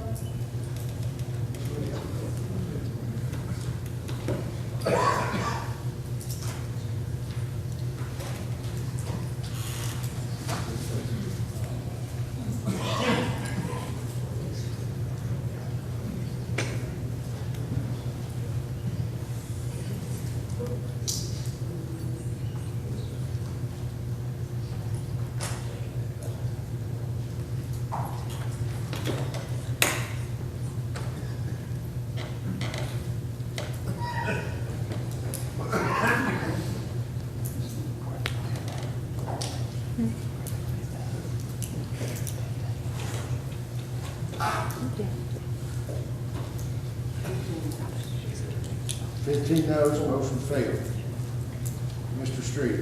Mr. Chairman, do you need a motion to move on with the other business and come back to this later? And if you feel we do, sir, I'll make that motion. I would accept that motion. Second by Mr. Harder. Move on to the items on the agenda. Aren't we supposed to follow the agenda? Didn't we accept to follow the agenda? We did, but apparently we've come to an impasse on this. We can come back to it. Let's move to number D in resolutions. The driving school resolution.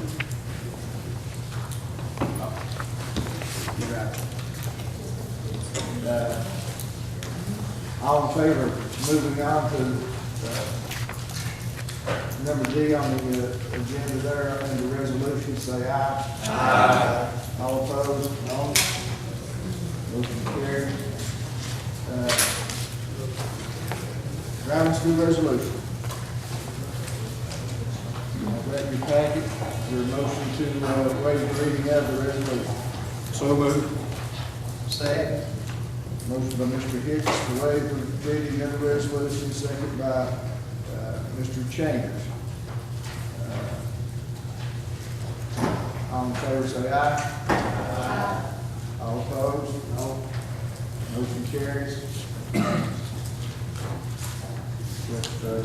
Mr. Bowers, like to explain it just a little Yes, bit? please.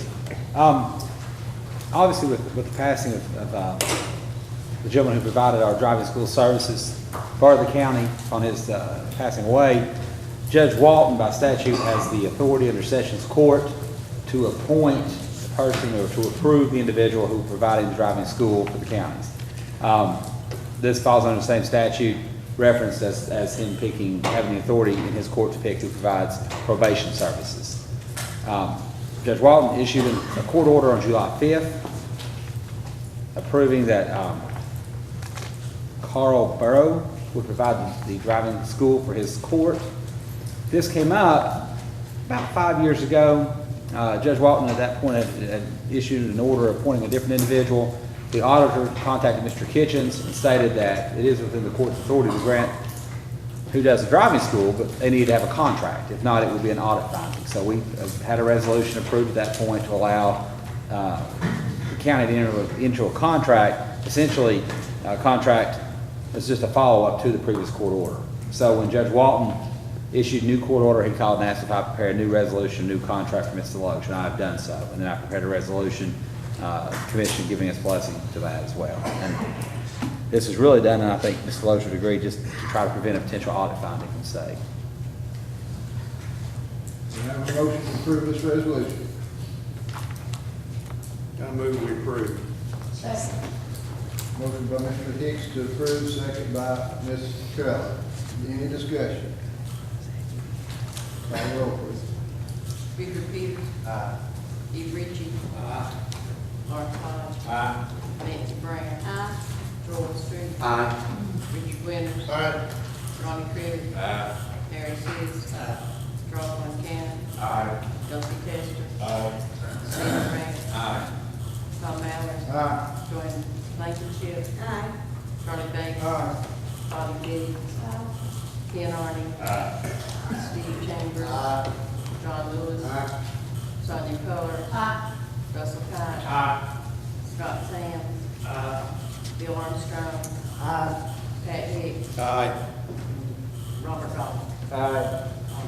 All ayes, motion carried. Then we go to the mayor's report. Mr. Mayor.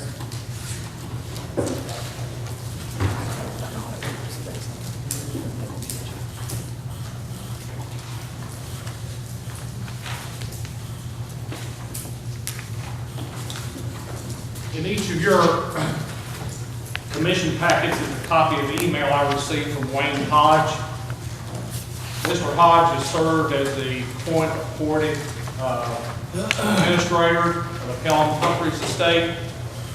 Through the years, he has amassed a great volume of historical documents, maps, genealogy, and other materials pertaining to said estate. With his retirement as administrator, he is seeking to place this collection in an archive for preservation, display, and eventually open access to the public. He currently is in the process of doing a complete inventory of all these documents within the collection. You were also provided a list of the contents within box 1, just to give you an idea as to the scope of the files. These boxes are legal size, corrugated storage files, and Mr. Hodge has estimated that there will be in excess of 20 files with the entire collection. I have spoken with Melanie Goff and Joe Penza with the Elizabeth and Carter County Library as to storing, the possibility of storing this collection at the library until such time we have space here in the county. There is no space here to properly store those.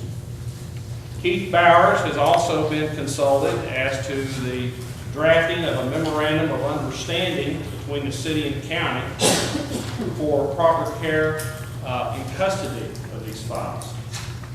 However, first things first, we must take action on the acceptance of the collection before we proceed with the MOU. This collection is probably the most extensive historical inside look at all sides of the Pelham Humphreys saga. Nowhere else is there such data available, and this is a great opportunity for the county. The only cost associated with this gift is the transportation of the collection from Nashville to here. If accepted, I will take care of the delivery arrangements. Chairman Bowers, a motion would now be in order for the commission to accept this prized collection of historical documents to store, preserve, and ultimately display same for public access. I so move, Mr. Chairman. I have a motion from Mr. Lewis to accept these documents and a second from Mr. Crivitt.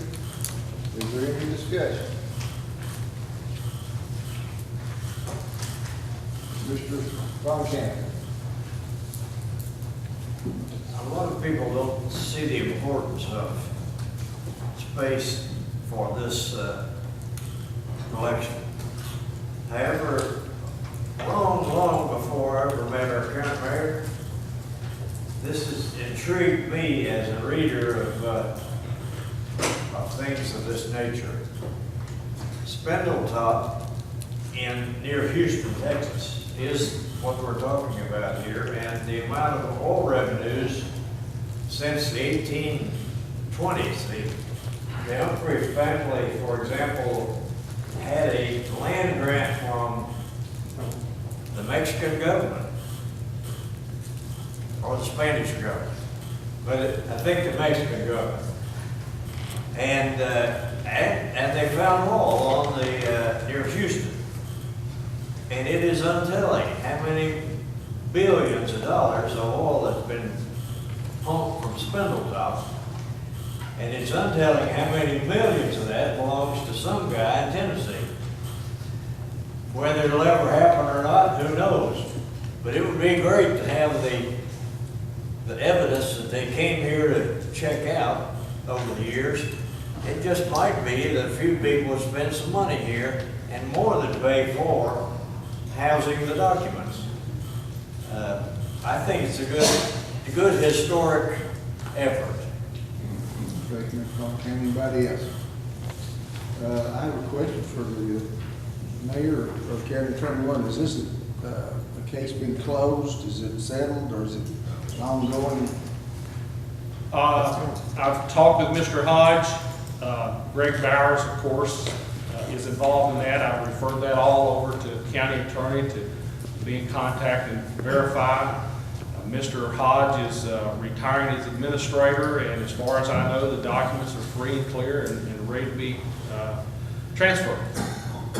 Anything that's a court record, of course, will not be transferred. Ms. Moreland will always hold the originals. That's anything filed.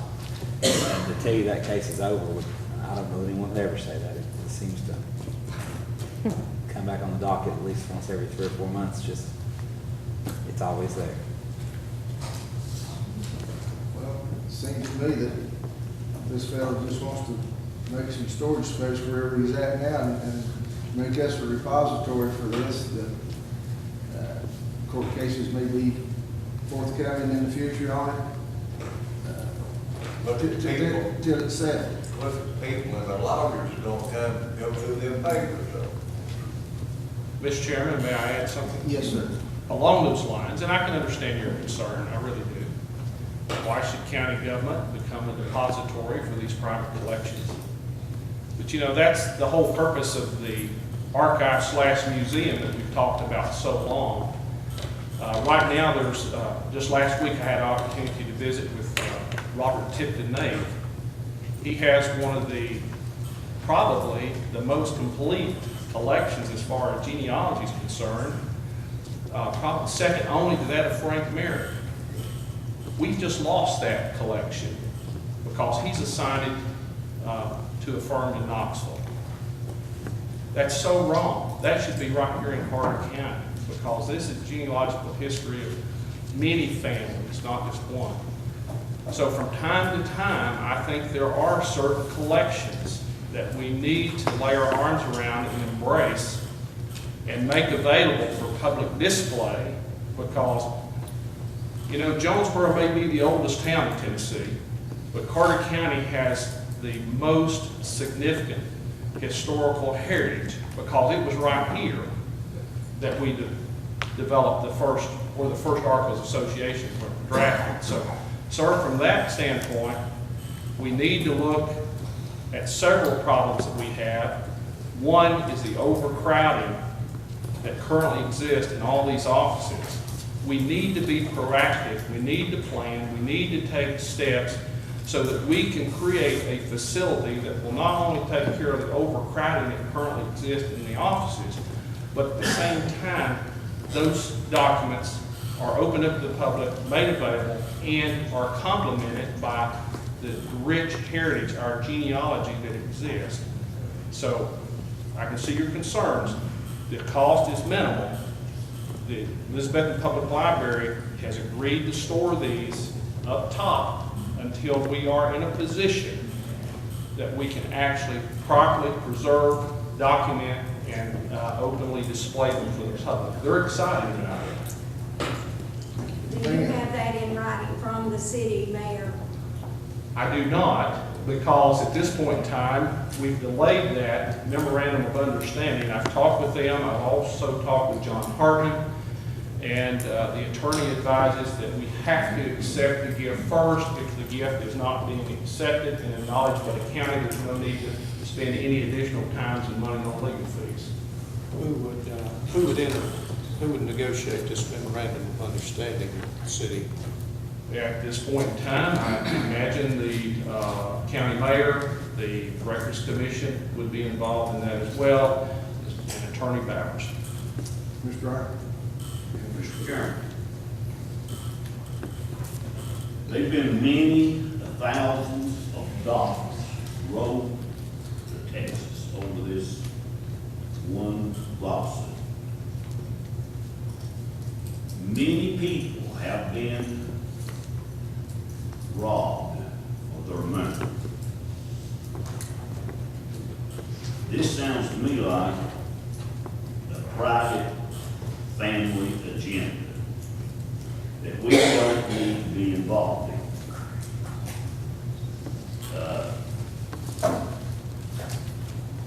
My brother-in-law was on it, and I know that he spent $2,000 or $3,000 on this, and he's dead and gone. That's all it's going to be. That's one of the come of this.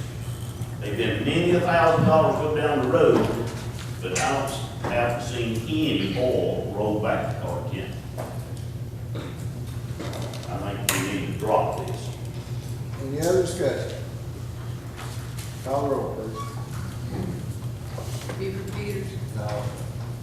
Steve Ritchie. Aye. Lawrence Todd. No. Nancy Brown. Yes. Joel Street. Pass. Richard Winters. No. Ronnie Crivitt. Aye. Harry Seas. Charles Montana. Aye. Elsie Tester. Pass. Steve Grant. No. Tom Bowers. No. Joanne Blankenship. No. Charlie Bailey. I'm sorry, Charlie. Aye. Bobby Diggs. Ian Arden. No. Steve Chambers. John Lewis. Yeah. Sonia Coler. Pass. Russell Cott. Aye. Scott Sands. Aye. Bill Armstrong. Pat Hicks. Aye. And Robert Goff. Aye. Does anyone want to change their vote? I'd like to change mine to aye.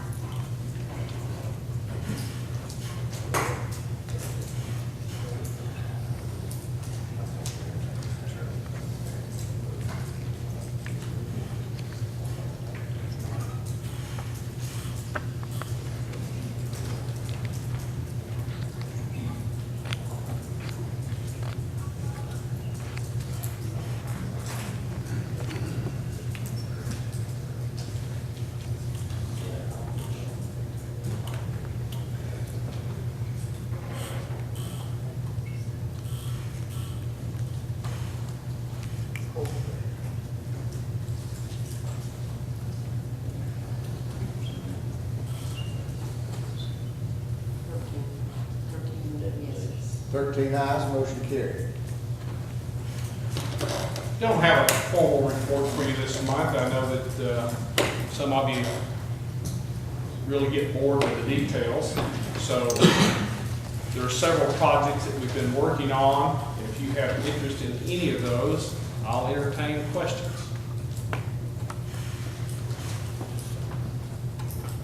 Thank you. Committee reports, Mr. Sis. No report. Finance manager, No report. building grants. Okay, law enforcement.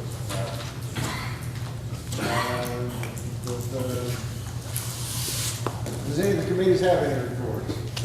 Highway committee?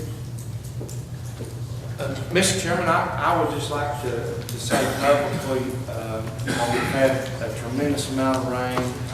News media has reported that, our area has already received a year's worth of rain. And I just want to compliment the Highway Road Department, although we don't have everything taken care of. I'm out and about and I see the job that Mr. Perkins and Mr. Slim and these gentlemen that work for them do. It's a tough job.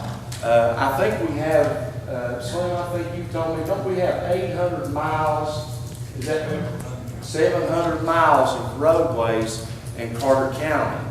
And, we have rainfalls that have dumped 2 to 4 inches of rain on these mountainsides. And although we don't have everything fixed, and we probably never will, I just want to give them a compliment. I've got several calls from citizens, that wanted to say that they appreciated the work. Of course, I've had several complaints, get to me quicker. But I just want to publicly say thank you for the job that you're doing. Are there any other committees that I overlooked that have a report? Mr. Chairman, I need to ask the mayor to give us an update on the courthouse annex roof.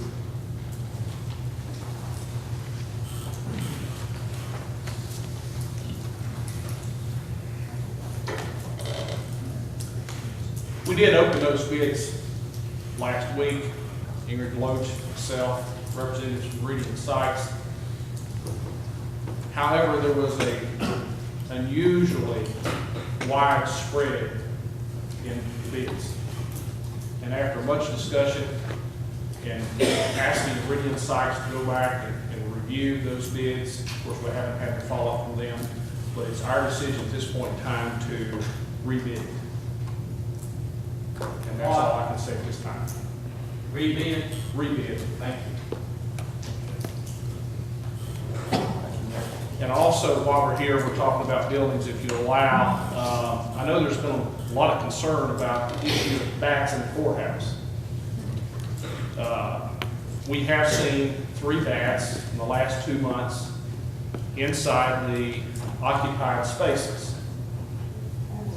And just as we've done every other thing, we've got into extreme details. I did contact TWRA. They put me in touch with USDA. I've had representatives here in the courthouse, and I've learned a whole lot more about bats than I ever really cared, Currently, they're just finishing up their birthing period. Okay? And as a result, I have brought in 3 professionals that are on the recognized list to give me an estimate as to what it would take to address this issue so that all office holders and citizens coming into the courthouse can be assured that, there's not a major issue. Just last week, I was in the attic with the 3rd representative from a company on that list, and we did find 3 colonies of bats there in the attic. He will be producing an estimate, the second estimate, and have that in hand hopefully this week. But even with those estimates, the recommendation is that we do nothing at this point in time. We wait until this period is over and address it in the fall. And that will consist of going up, removing after they've left the building, not to return this season, removing all the waste that's accumulated in the area, cleaning, disinfecting, and then sealing up all the points of entry. So we are working on it diligently, and just as quick as we get those estimates, we will go ahead and authorize this work. And that's just one of the many things that the mayor sees on a daily basis. Thank you, Mayor. Mr. Bowers, a point of interest, I went personally to every office except for the emergency management, and I felt like that they would know what to do about the bats, to make sure that they were aware of what the mayor just said, and that if the bat did come into the office area, for them to let it land, not to touch it. That's where the health issue would be, with them handling that. But I did make each office aware of that. Thank you. We can solve the back problem, we can't pass the tax rate.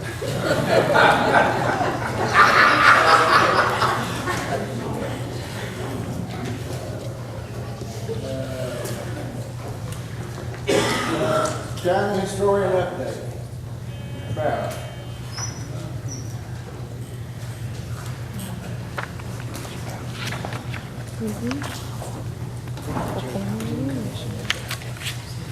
Good morning.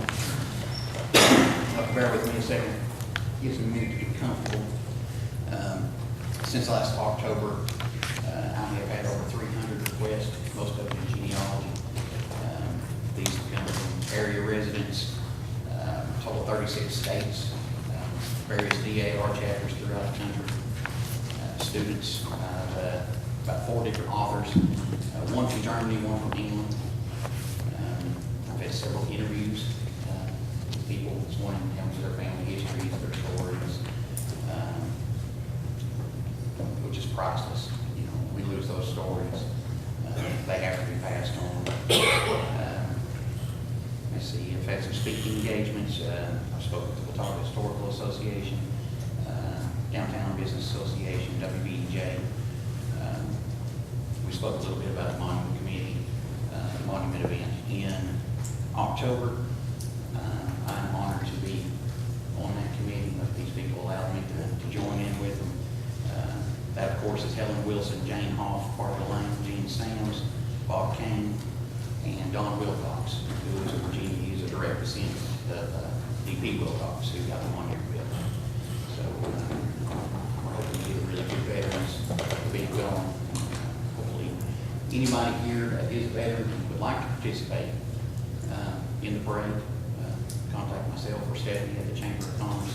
The Chamber's done a real good job helping us out, giving us what we need to have this event happen.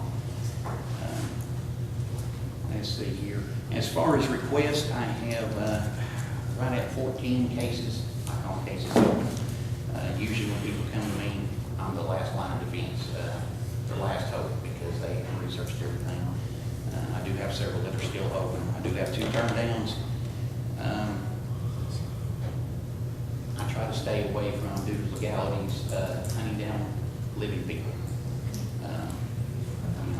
I did have one that gave me a pretense of one thing, and then come to find out I was being used to find his adopted mother, and I'm out on that. In those cases, what I've decided to do, I've decided to contact the living people, give them the information, and if they wish to make contact with that person, I feel like that would be appropriate. See, I'm working on 2 different publications right now, one being the Soldiers Monument. While I've researched this thing, there's never been a full publication on it yet. There's a lot of rich history involved, people involved, and actually some mystery behind it as well. So hopefully it'll be a fun read as it's presented. The display case downstairs, I believe we finally have the donor form complete, set to go. That was a holdup. Obviously, when someone donates something, we don't want to have it come back later if something gets damaged. We'd be held illegal. Well, we were going to take that back. The state does not recommend loans. They recommend people to turn over possession of it. However, I know how people like to hang on. I've got my personal family stuff I don't want to let go, but I enjoy letting people see.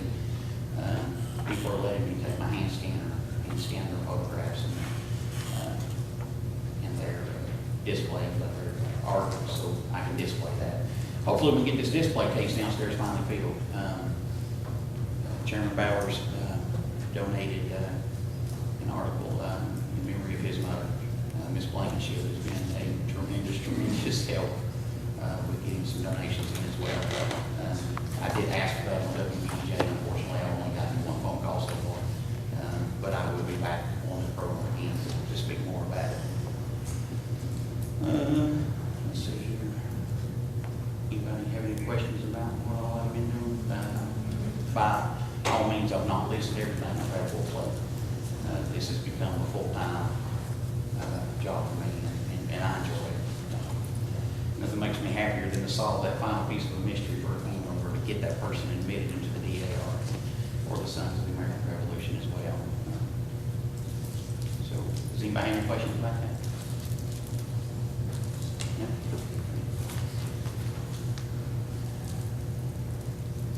Mr. Chairman, included in the commissioner's packet was an open letter to the full commission. I ask at this time that that be entered in its entirety to the minutes, if that's possible.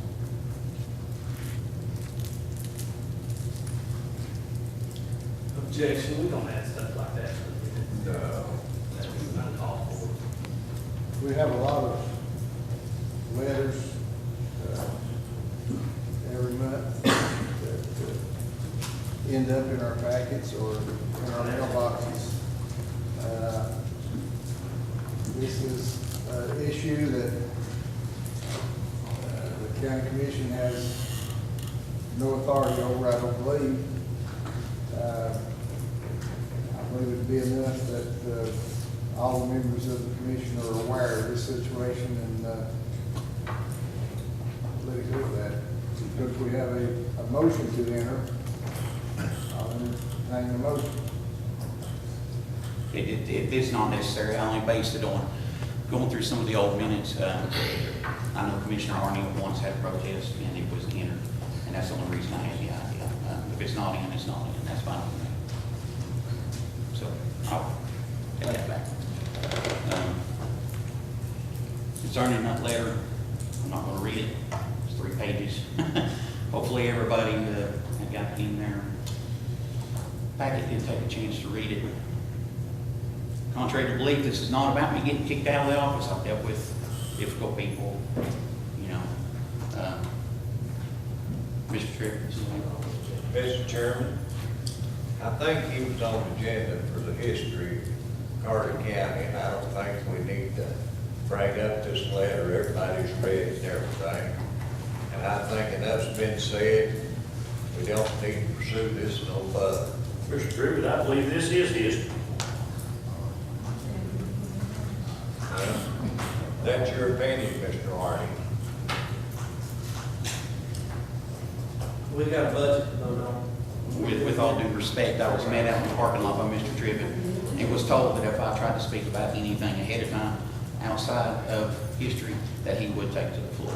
I also told him I would not be intimidated, I would not be silenced. And that's just what I said. There's been enough said, and I said it. Mr. Chairman, can I say something?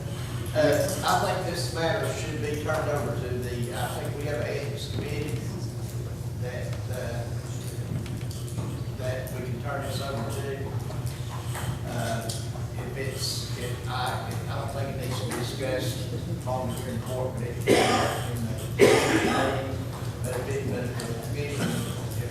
commission would like, we would turn it over to the ethics committee. I think that's what it's for. I agree that this is not a subject that needs to be discussed in this setting today, but you may have a point about the ethics side, if you want to put that in motion. Is that a motion? I'll make the motion then. Second. We have a motion and a second. Motion by Mr. Chambers, second by Ms. Cullors, to refer this matter to the ethics committee. Any more discussion?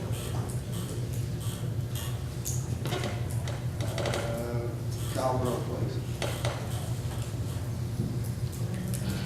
Buford Peters. Aye. Steve Ritchie.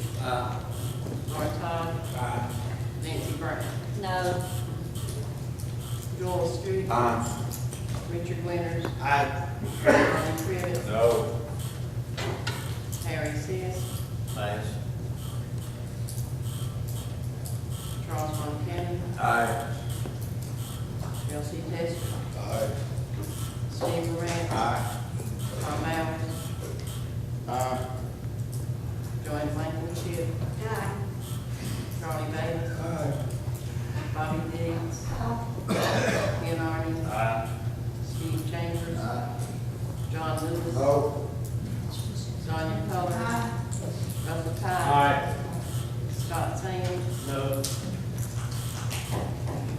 Strong,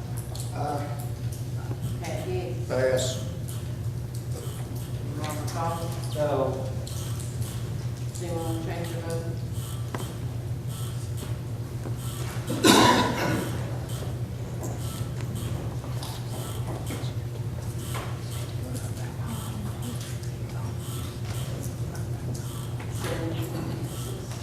Seven. 17 yes, this motion carried. Thank you, Mr. Bowers. County Attorney report.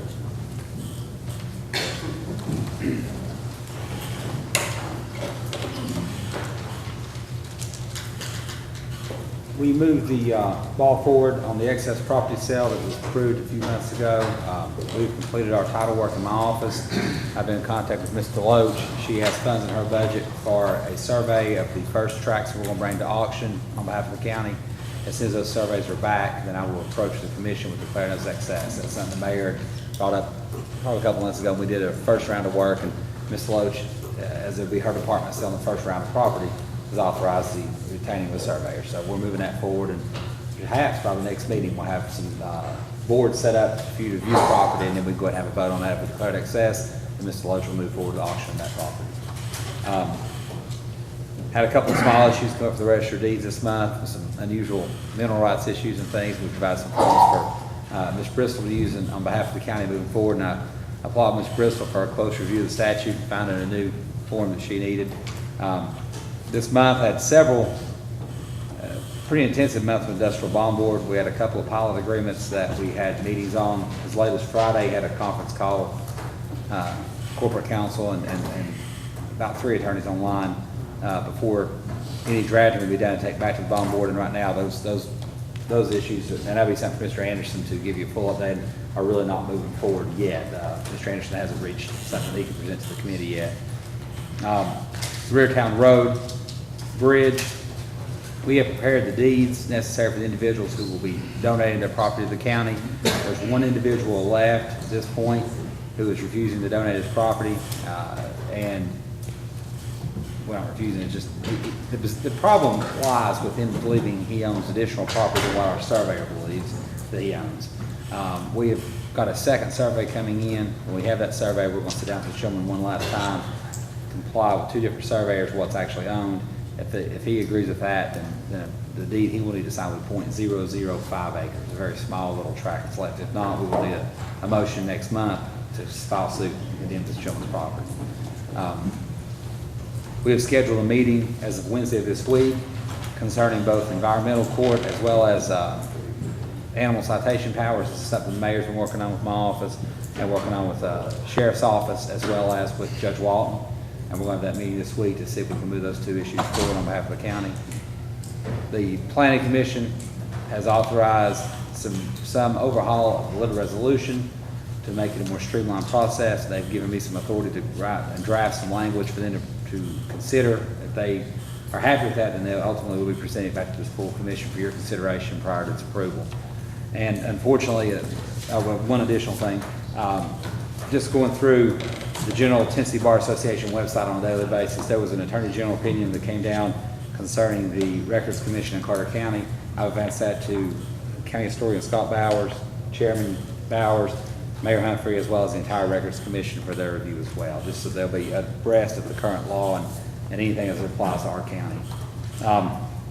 Unfortunately, I do have to report on some new litigation that is being filed in federal court, and it concerns the jail. We have an inmate who's filed suit, or has began the process of filing a pro se complaint. He did not have the necessary funds to file his court costs. He has had a memorandum and order put down by the federal court to allow the payments to be made towards the court costs.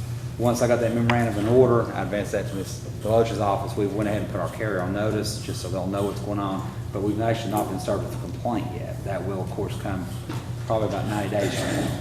The complaint the inmate is alleging has to do with falling off of the bunk, resulting in some broken teeth, and then not getting proper medical care, and resulting in a pretty, if his argument held true, a pretty amount of pain and suffering. But the question turns back to, was he treated properly or not by medical care? And that's something that will have to be determined through the lawsuit. At this point, litigation has been filed, but we are on notice of it. Mr. Chairman? Commission comments.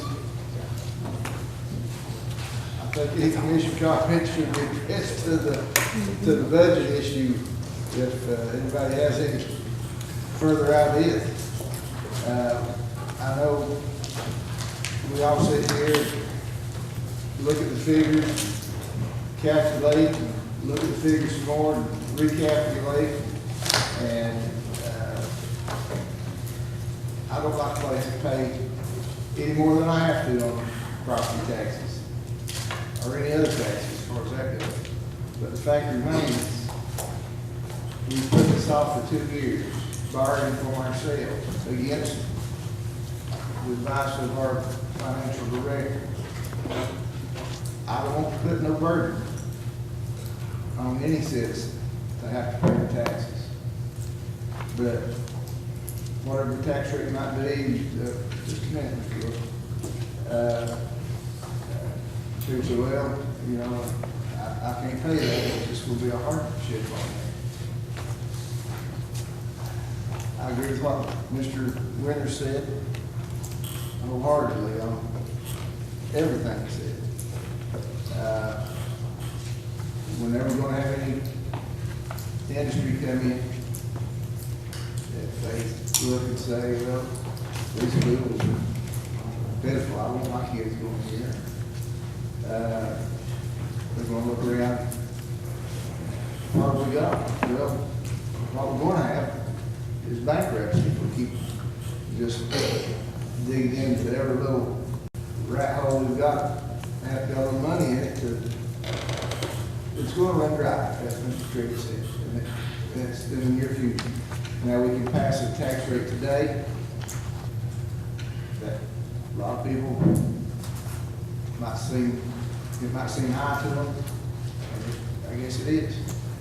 But we had raised it a little bit last year, and a little bit the year before that. We won't be coming up with this high figure today. Now, we've got 5% off the office home. You know? I don't believe we can go any higher than 5% off of it. The only other option is to see how many more pennies we have to make ends meet. Just like at your home, we have to make ends meet now. Somebody might have to give up. If I said, that's, if we did 15 cents on the general fund and 10 cents on the debt service, that's $80 on a $100,000 house. I believe that's what we're talking about. $80, people say, my goodness, $80? Well, not everybody has a $100,000 house. I don't. A lot of people have $200,000 or $300,000 houses. That's not the point. Well, somebody, that's $80. That's today's gold rate. That's about 2.5 cartons of cigarettes. Oh. Yo, you don't smoke. You don't have to worry about that. You don't have to give that up. No. So that's about 40 Powerball lottery tickets. Well, I don't gamble. I can't. I don't really know. Okay. Tell me something you're familiar with. Depending if you get a prime name, that's about 3.5 cases of beer. I don't believe it hurt me to give that up. But it's just a matter of, you know, $80 a year. I don't believe anybody is going to hurt them too bad. So I just want you to think about that when we set the tax rate. We can't get 2 cents or a nickel and make ends meet. And I don't want to make a high tax rate, but we're up against it. So I want you all to think about this. And I think if we put 10 cents in the general fund and 5 cents in the debt service, we can make that. That'd be a 15-cent tax increase. And it's going to be tight, even at that. But That's all I'm gonna do, and if anybody like to put that in form of motion, I'd accept that.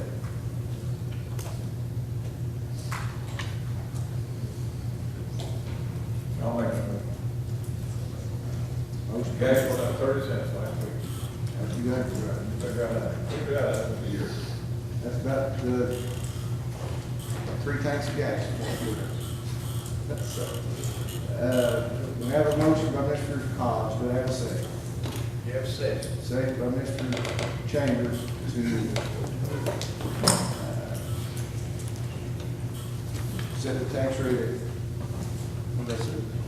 235, is that right?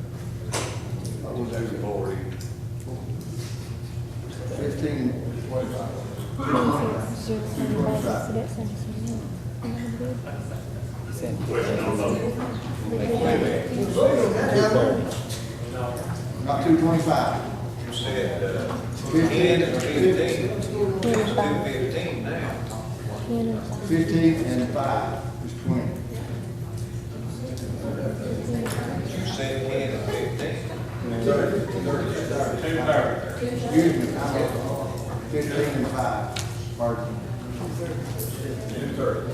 The 230 taxes. That'd be 235. Any, yes, Mr. Carroll? Question, could you break down on that for us, please? Well, depending on which number we want to use here, I've heard 3 different numbers. If you put 15 cents into general fund and 5 cents into debt service, that would be a total increase of 20 cents. So if you add that to 215, that's 235. Now, if you do 10 cents to general fund and 5 cents to debt service, that's a 15-cent increase, which would give you 230. And the other number, to be honest, I don't even remember what it was, but whichever one you should choose to approve there. 15 cents to general fund is what it takes to balance. So what is the proposal again? You put 15 in general fund and 5 in fund balance, or debt service. I thought you said 10. 10, you got me mixed up now, I don't know what it How about the person that made the 10 and motion? 5. 10 and 5, 10 in general fund and 5 in debt service. So once again, will 10 balance the budget? No, ma'am, it will not. Mr. Chairman, I'm going to ask whoever made the motion at this point, I don't even know who that was. Most of us have been here 4 hours. How about we take some time, go to lunch, stew some of these things over in our mind. We're going to have lunch. This is not going to be settled in the next 15 minutes. I mean, maybe it will, maybe you want to go ahead and vote, but I would just ask consider if we take a lunch break. We have Got a motion on the floor. There is a motion on the floor, let's go ahead and call the roll and then we'll recess. Mr. Lewis? You know, most people in my district is, I don't even want to give them, down 15 now. Now, most of them, you're talking about the tax increase. They don't really hear, they can't afford one of them, but you keep showing one of them what they're going to get out of it. Now, here we are talking about making a tax increase and putting it in the bank. Well, our tax people ain't getting a dime out of it. It's going to cost them more money because they might have to build out something that they really need. $80 for a lot of people is a lot of money. Even $50 in a year's time if they on the real fixed income. So, I think we're doing the tax people an injustice unless we can show them or that we're going to get them out some on the tax increase. We're going to have different services. They're going to get some from the tax dollars, but this didn't come from the bank. I'm not going to debate it, I don't think the county's that broke itself, but anyway, I just don't think it's right. Well, it's not going to be in the bank, it's going to be used to run the county. Well, you put it in the bank, though, put it in your money, that's simple. Thank you. Any other? Mr. Bauer, as you and most people in this room know, I've got health issues and I've landed in the hospital 3 times in the past year and a half, 2 times very lengthy. I had a hospital and Dr. Bills come to me, and I had no idea how I was ever going to meet him. In other words, I had more money going out than I did coming in. So me and my wife sat down at the kitchen table, and we balanced the budget. Had to give up a lot of things that I didn't want to give up. Had to give up my high-speed internet. Almost lost my wife over that. She loved her internet more than she did me. I had 3 vehicles. Did I really need 3 vehicles? No, I didn't. So I got rid of one of them. I dropped the full coverage insurance on one of those vehicles. Still wasn't enough. Got rid of the cable TV. That hurt. That hurt. Got rid of the newspaper subscription. That's not much, but every penny counts.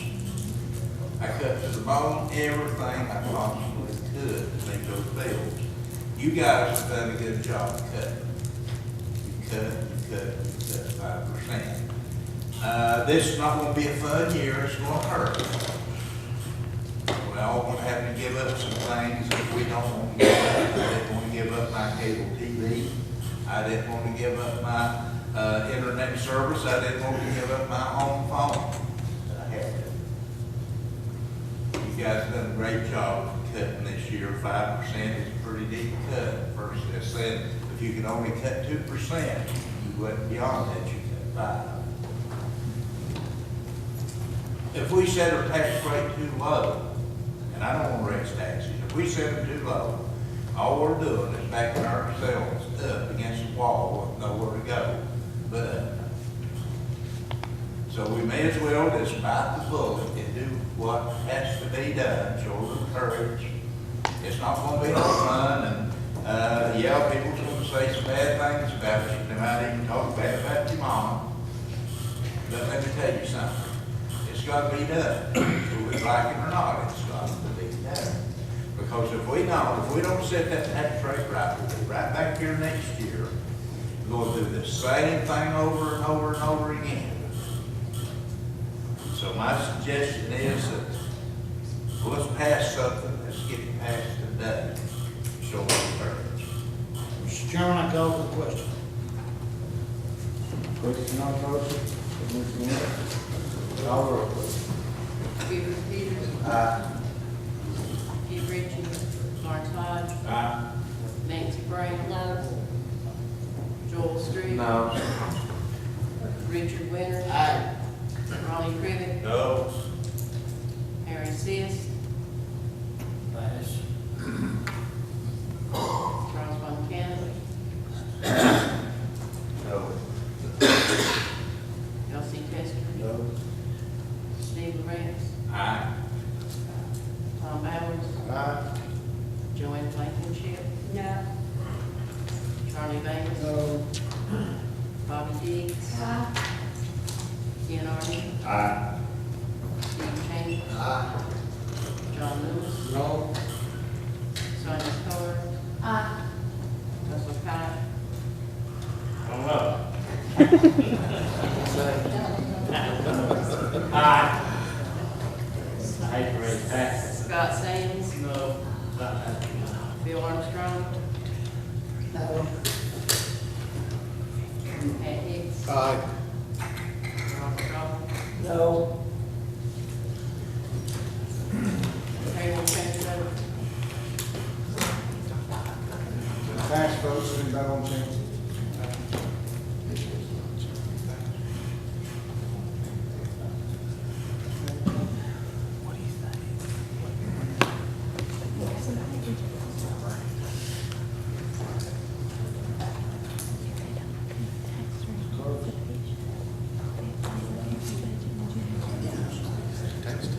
Chairman Bowers, during the break, I was having some discussion with Ms. Blankenship, and there was some confusion about Coach Bayless's motion, whether it zeroed out the debt service or whether there was going to be 11 cents in the debt service. And did you all have the opportunity to get your heads together and figure that out? I didn't get to talk with England about it, but what the coach had proposed was that it stay the same as it currently is, and that would be 11.5 cents out of the dollar going to debt service, with an increase to general fund of 3.5 cents, and everything else staying the same. Just a minute, read the results of this last vote. 11-11, motion fails. Now, do you want to? No, but on the handout that Ingrid gave out, it shows that there was nothing going to debt service, when in fact, there will be a portion of that with a 3.5 cent increase. There will be 11.5 cents going to debt service.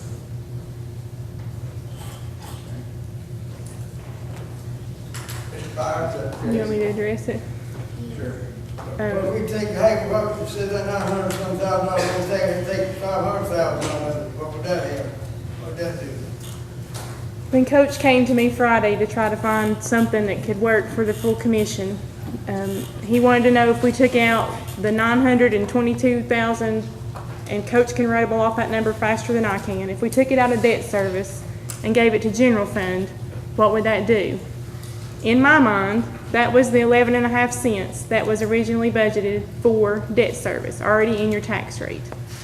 So in the printout he showed me, there was no revenues going to debt service. We were taking it all out of the $5.1 million. So that's how we came up with the 3.5 cent increase. If you take out the 11.5 from debt service and put it to general fund and increase by 3.5 cents, you get the 15 cents that you need for general fund. So that's why my paper that I had showed nothing going to debt service. And that's how we came up with the 3.5 cents to go to the general fund. You need the 11.5 that was in debt service to make that work. And there was another question I was supposed to answer after that. I don't remember what it was. What would it take for something?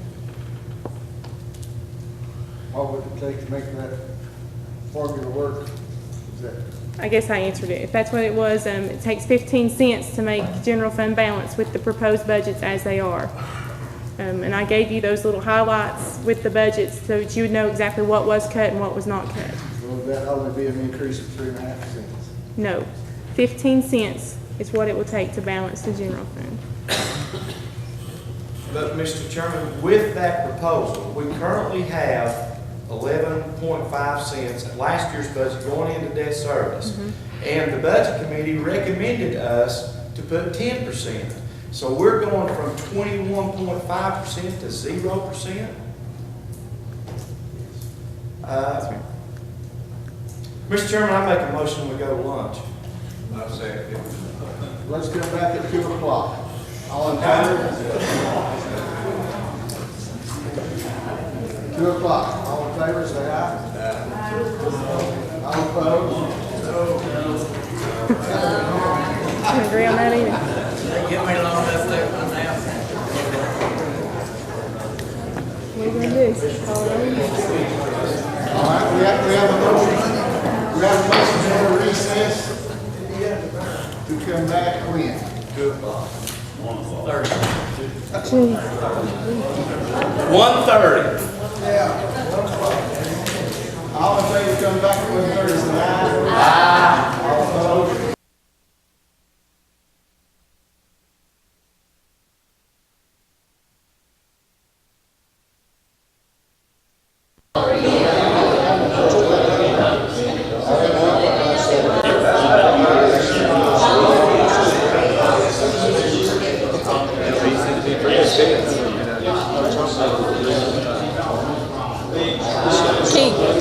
It's hot in here. I didn't recognize you. I like it. It took me a minute. Honestly, didn't recognize you. Can you adjust it? We've jacked it all the way down. It's We'll have to have Norwell come. the fatter I get, the hotter this room gets. Will you do me a favor?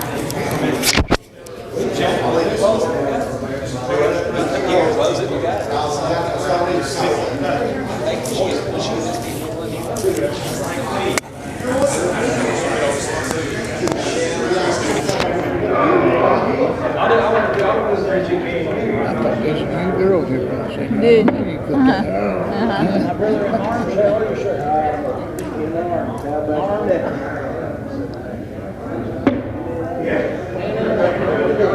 Debbie Yeah, we gotta do something. It's worn out again. That's like the second or third time we've done it. The first time I thought, what's he banging this time? Yeah, it's that over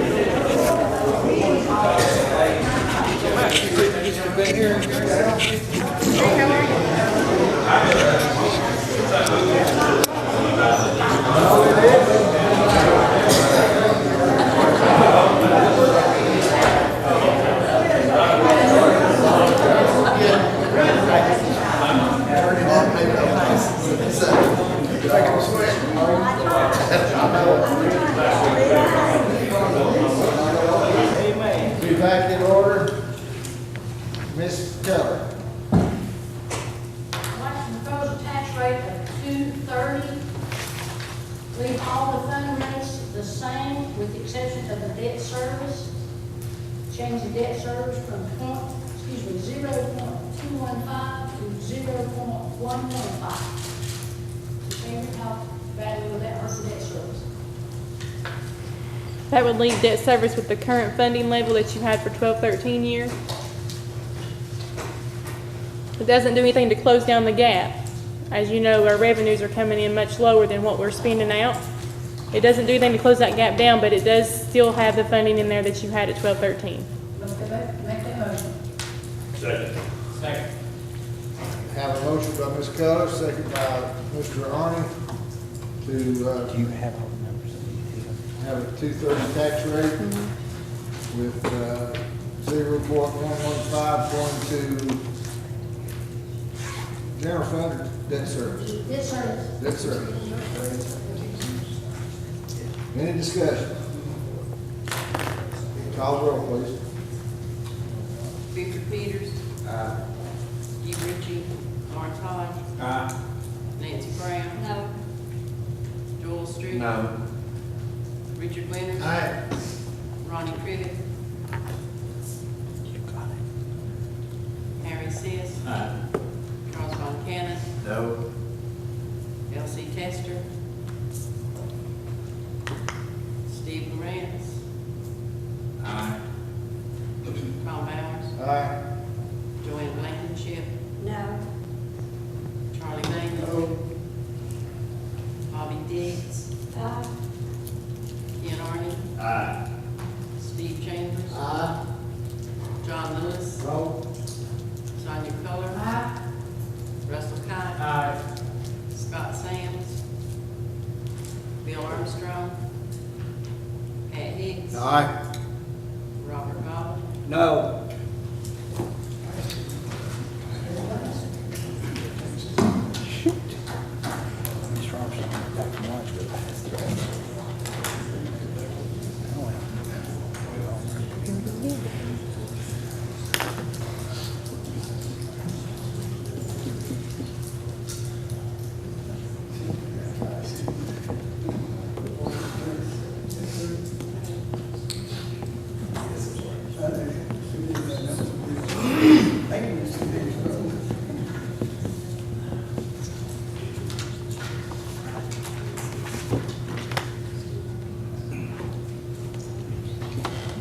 Let me try to, Mr. Sherman, you okay? Just wait, shouldn't ask, excuse me, though.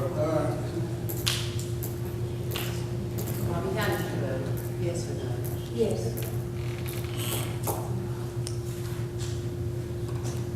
12 yeses, 7. 12 ayes, motion failed. I'd like to make a motion. Yes, sir. State tax rate, they can't say back in it's got to go 4 cents for 1 penny of gas, so down, for the 219, wasn't it? Raise it 4 cents. The debt service. 215 now, 4 cents, be 219, now I can make a motion. Take that money, 923,174, 56. It's going to put in the general fund and raise the debt service 4 cents. So your motion is to set a 219 tax rate. Right. Do I have a second? Second. Second by Ms. Blankenship. Any discussion? Don't we need to know what effect this has every time? I don't have a clue how we're doing 219. But how can you vote on it without knowing how it affects? Well, you can vote, but you don't know what you vote for.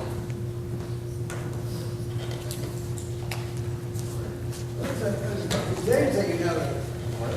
We can't figure it out as far as you can. I'm not that smart either. She's got the calculator. 219. I'm not positive. Can you tell us how you want to split that up, Coach? Pardon? Can you tell us how you want to split that up? Yeah, I want that, 922,000 going in the debt, general fund, and the 4 cents raised would be for the debt service. Whereas that 3.5 cents is earliest for it, go back to the general fund. For the debt service. So you want to take 11.5 cents or 922,000 Right. from debt service Right. to general fund. Right. And then you want to add 4 cents to debt service? Debt service. So that would leave debt service at 4 cents. That's what it would have in it. And then general fund would go to 98 cents.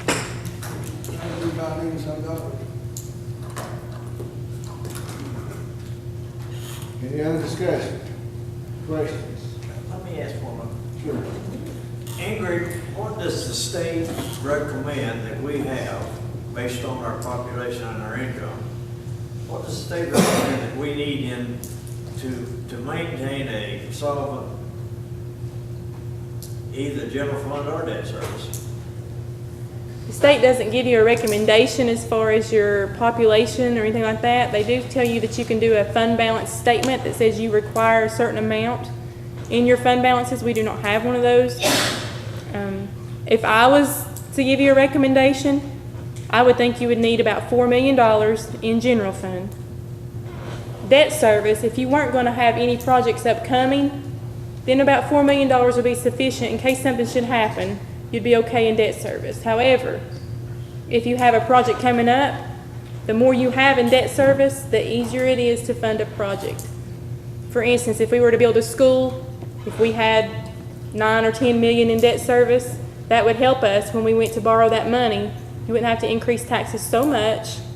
You'd have a better bond rating, and things would be much smoother if you had to do that. So if we don't maintain them, is there any repercussions from the state other than more money at a higher rate? Well, when you go into the negative on your fund balance, then that's where you're going to get in trouble. And we're fastly approaching that. The reason I ask this is I know some systems have been taken over by the state because we didn't maintain levels. I don't think any in Tennessee, but they have in California and some other places. We're not close to that. We don't. You're fastly approaching it. General fund is in desperate levels of fund balance. Debt service has a significant fund balance, 5.7 million. However, if you keep budgeting $2 million to come off each year, that's going to be going down to drastic levels. Anything else? Call the roll, please. Peter Peters. No. Hugh Ritchie. Lawrence Hodge. Aye. Nancy Brown. No. Joel Street. Pass. Richard Winters. Aye. Ronnie Crivitt. Harry Seas. Charles Von Cannon. No. Elsie Tester. Steve Durant. No. Tom Howard. No. Joanne Blankenship. Charlie Banks. Bobby Diggs. No. Ken Arden. No. Steve Chambers. No. John Lewis. No. Sonia Coler. No. Russell Cott. No. Scott Sands. Bill Armstrong. Pat Hicks. No. Ron Goff. No. Joy, you want to change your vote?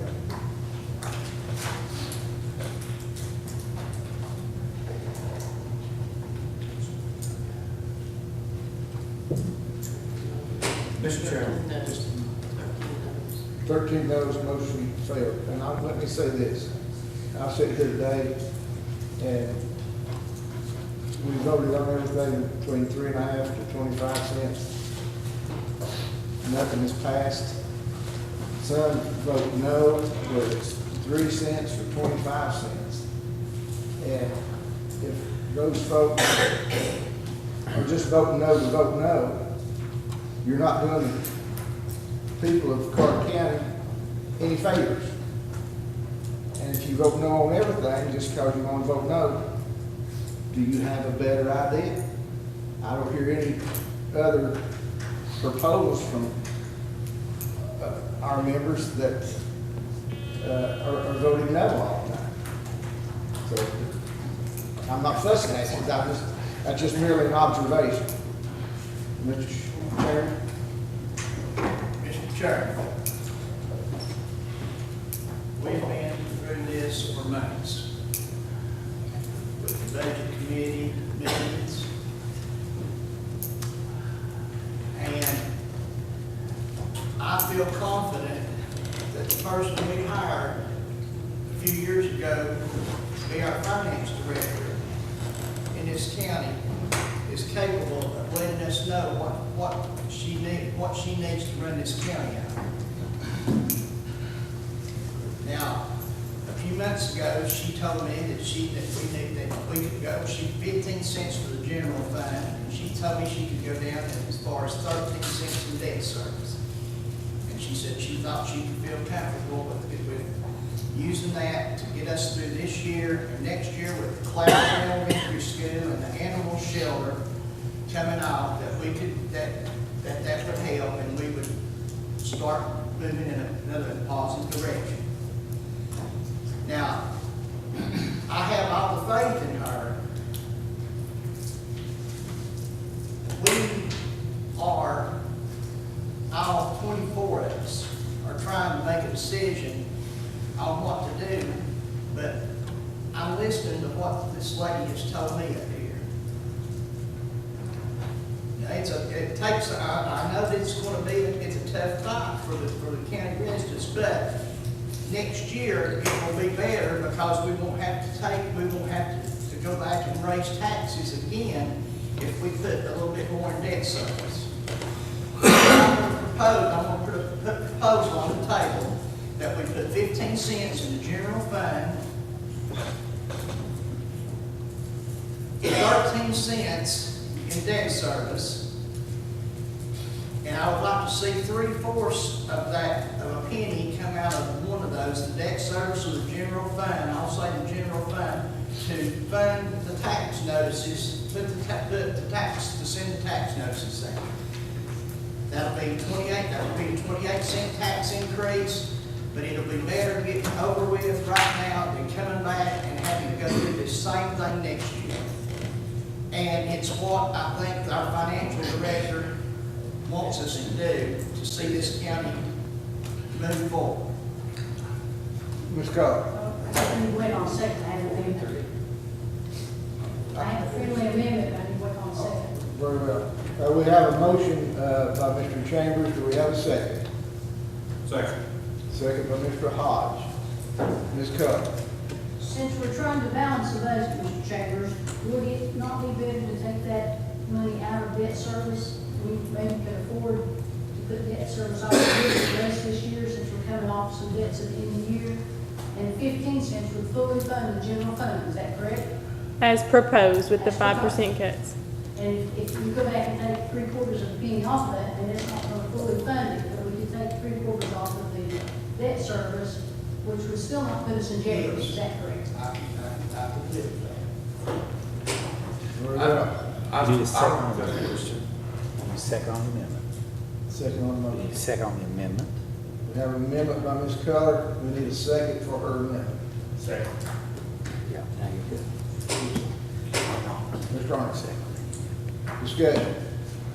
Mr. Street. I'm just interested in the fact, we're talking about the 15 cents here going into the general fund. And then we're saying that funds, is there excess money going to be left in the general fund this time next year? Does that grow the general fund?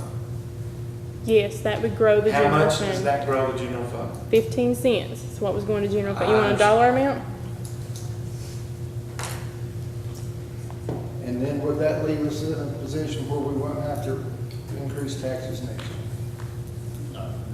Answer to your first question, 1.198 million is what that puts into the general fund. Now, does it grow it above and beyond what we have budgeted for expenditures? No, it does not. It has it to where it balances with your expenditures. Your revenues and your expenditures are balanced in that budget. Now, what's left over next year, you have office holders who've taken 5% cuts. Will they have as much left over next year? Absolutely not, because they took a 5% cut. Some office holders didn't have to cut and was given additional money. Will they have more left over next year? Possibly so, possibly not. I couldn't tell you what's going to be left because of all the personnel changes and all that, but I can tell you I added 1.198 million. What was your question? What about like the school system and the highway department that's done a set budget this year? Next year, I mean, I've talked to several with the highway department, they're running a lot of overtime right now because of all the rain and stuff. What are we looking at next year from those two systems? You don't have any clue about the school system because if the state mandates a raise, which they've told us they won't, but if they do, we may have to fund that. You don't know about the insurance increases. The school system has made several cuts this year to get to the balanced budget. Those cuts won't be available next year to get back to a balanced budget, so they may have to come and ask for more. The highway department's already budgeting $700,000 to come from their fund balance in order to balance their budget. Jack did not come to you and ask for an increase. He took it out of his fund balance. He has for the past 2 years. Fortunately, we've not had anything happen. He has some budgeted in there for overtime, so if it does come in, he has that already budgeted. If he should have a disaster, a major flood or something, then he's going to have to hit his fund balance even harder than what he has budgeted. General fund wise, you know you're going to have to increase for an election next year. That's a given. Can't get out of it. We also know that we'll probably have insurance increases. I highly doubt we'll ever have another decrease like we did this year. Very fortunate. You'll have that to fund, and then if you have state mandated employee, elected official raises, you'll have that to fund as well. This year it was almost a penny that it cost us for employee mandated raises, just in the general fund. Question on the motion, please. I'll make a second on Commissioner Chambers' amendment motion. Mr. Chairman, how much is that going to be? About 247? 243. 243. Call the roll, please. Set the tax rate at 243 with 15 going to the general fund and 13 going to debt service.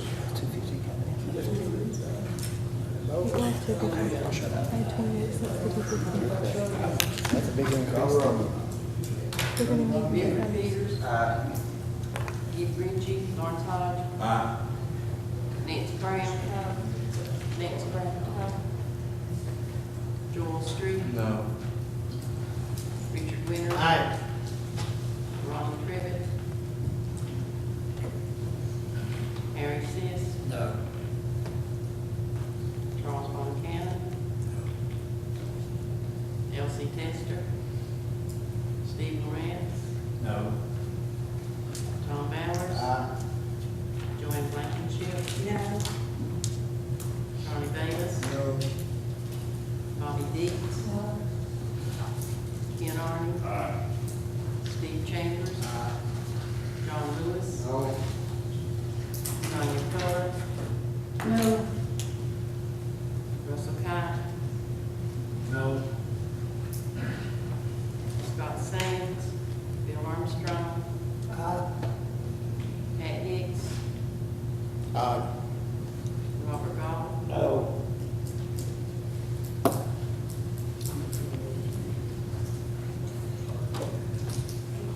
Mr. Chairman, another question. What's your answer? 12 noes. 12 noes. 12 noes, motion failed, Mr. Street. I would just ask Ingrid again, you said we're adding 1.9 million. 1.11. 1.1, I thought that. 1.198. 1.198 to the general fund. Mm-hmm. We've had a 5% increase for some offices in this county. That came up, my understanding, about $280,000. Was that An right? increase? No, decrease. Oh, decrease, that's correct, Decrease. 288,000. I'm sorry if I said increase. So we lowered, or we didn't, the budget committee's recommendation was to lower, that's 280,000. But yet we're adding close to 1.2 million just to get us back in the same shape. Where's the excess money at if we're not going to be in better shape next year? I mean, where are we spending that money at?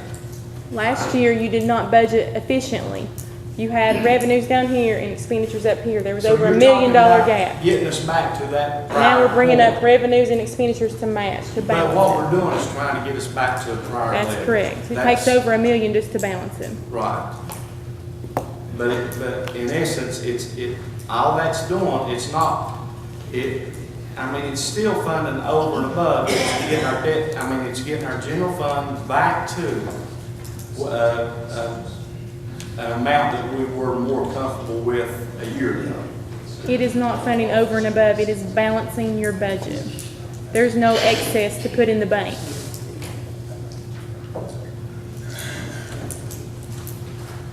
Mr. Peters. Mr. Chairman, we may have already tried this, I don't know, we've done some much, I've lost track of it. What about 15 cents to balance the budget? And 5 cents in debt service? That comes to $235. I'll put that in form of a motion, it may have already been made. Yeah. That goes on, it's good five. You might take a cent. Maybe not in that order. We may not have tried it in that order. Does that include the tax notices? Will that take care of the tax notices going out? The budgets as presented do not have tax notices going out.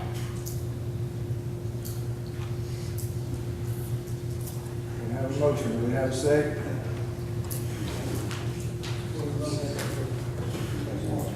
What was the motion again, please? It's, I'm gonna second that motion, Mr. Peters. it's 15 cents to the general fund balance, and 10 cents to debt service. No, 5 cents. I'm sorry, okay, great, even better. Okay. So that would make it 230? 35. 235.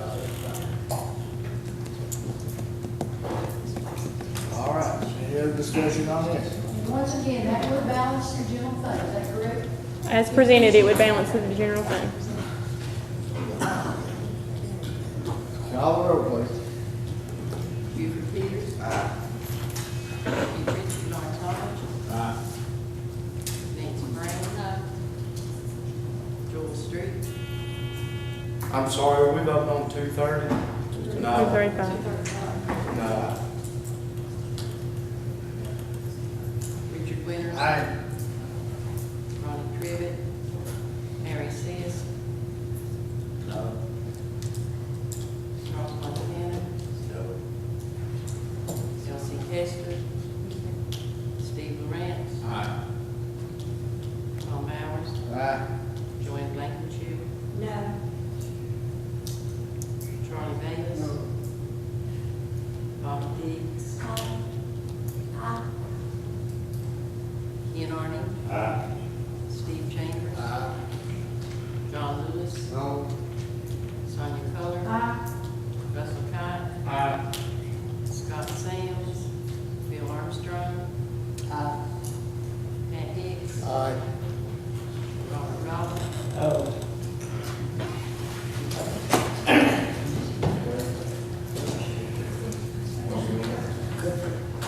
Yeah. I see everything, Dr.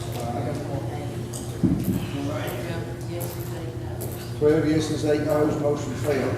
Let me say another thing, and I'm not admonishing anybody. There's a distinguished gentleman from Hampton who told me one time, as long as you vote no on everything, you never vote wrong. I can't agree with that. And, like I said, I know you don't want to give nobody an increase in their taxes. But we need the money to run this county without cutting services.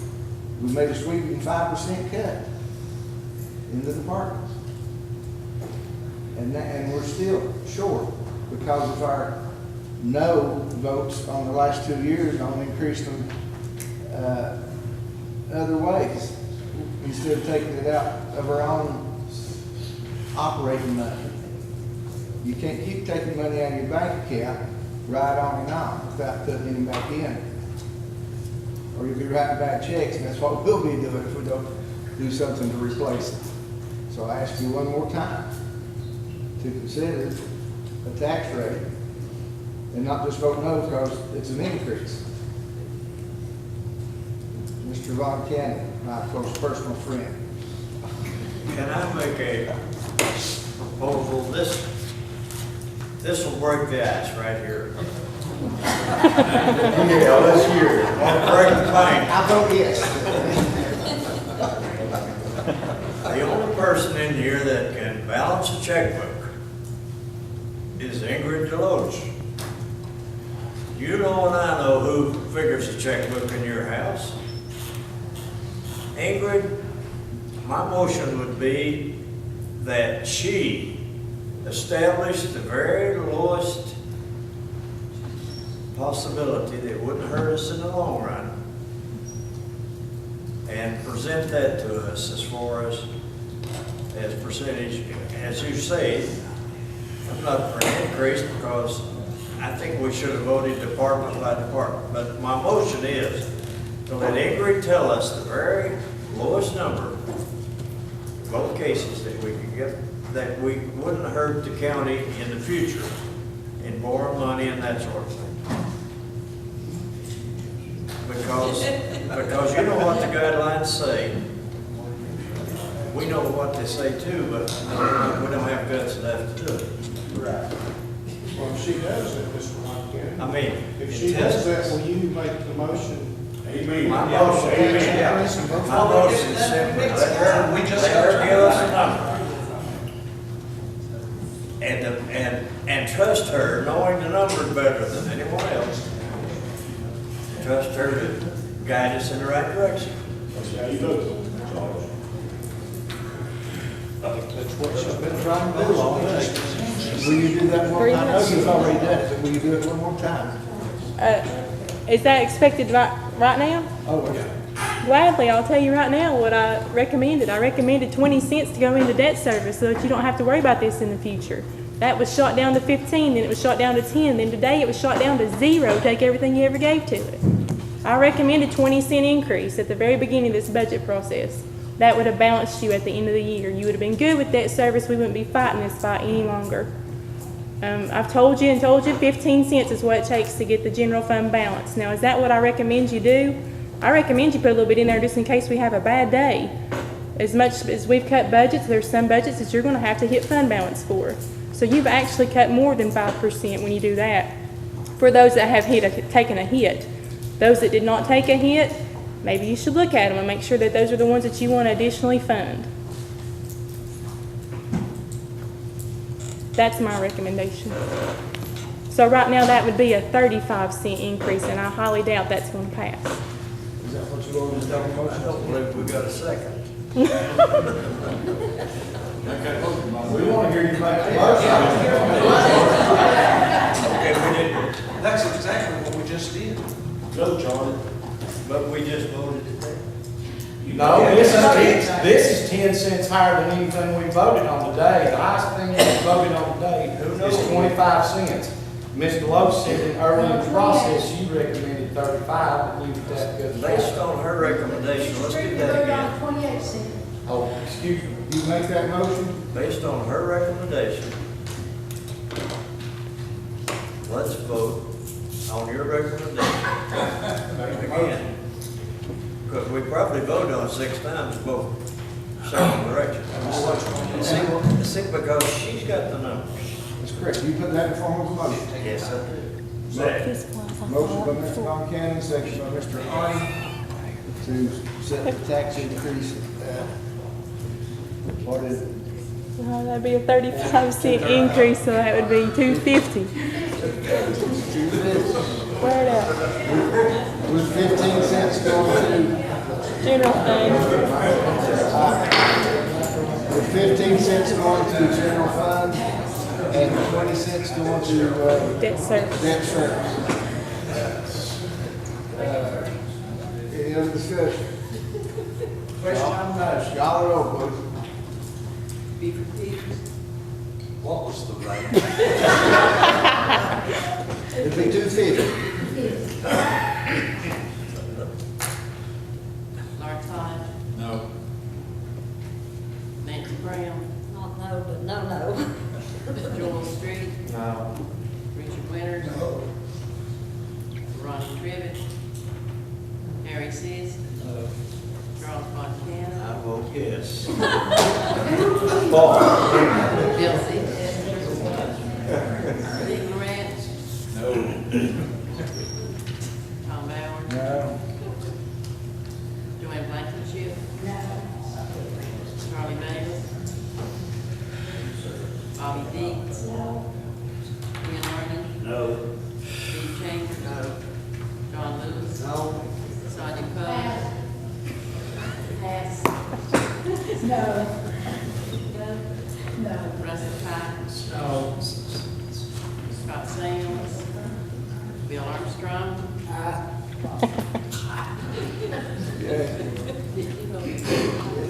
Pat Hicks. No. Robert Goff. No.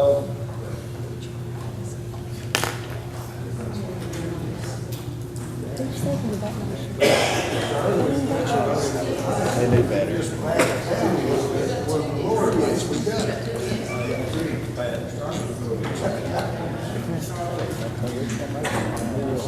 Okay, I'll make a motion. Make a motion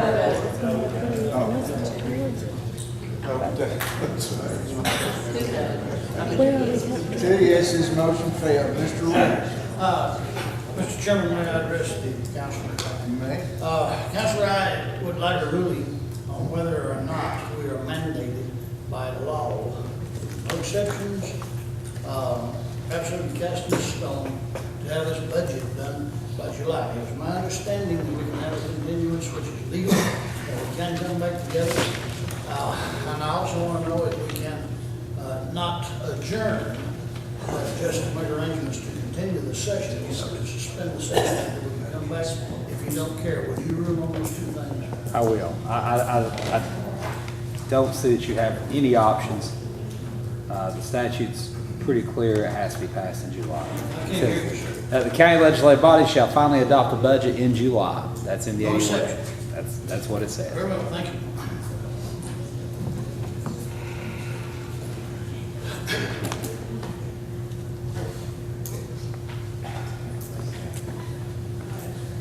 Do we have any suggestions from all the no voters, the continuous no voters? Has everybody made a motion? Sir? Have we all gone around and all made a motion? Almost, but not quite. Mr. Bowers, I've not been a no voter all the way. I've been a no voter several times. I would propose a 13-cent increase, putting 8 in fund balance, 5 in debt service, and cutting back the commission meetings from 12 to 8, like it was when I first come on the commission. And I put that in the form of a motion, if anybody would like to second it.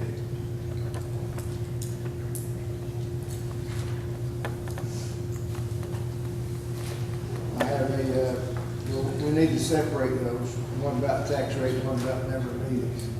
Do what? We need to separate that, one about the tax rate, one about the number of meetings.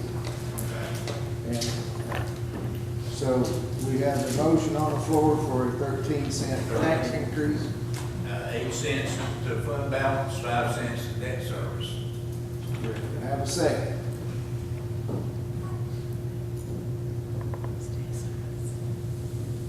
Debt service. Debt service, 5 cents. Fund balance, 8 cents. Be a tax rate of 228. Tax rate of 228.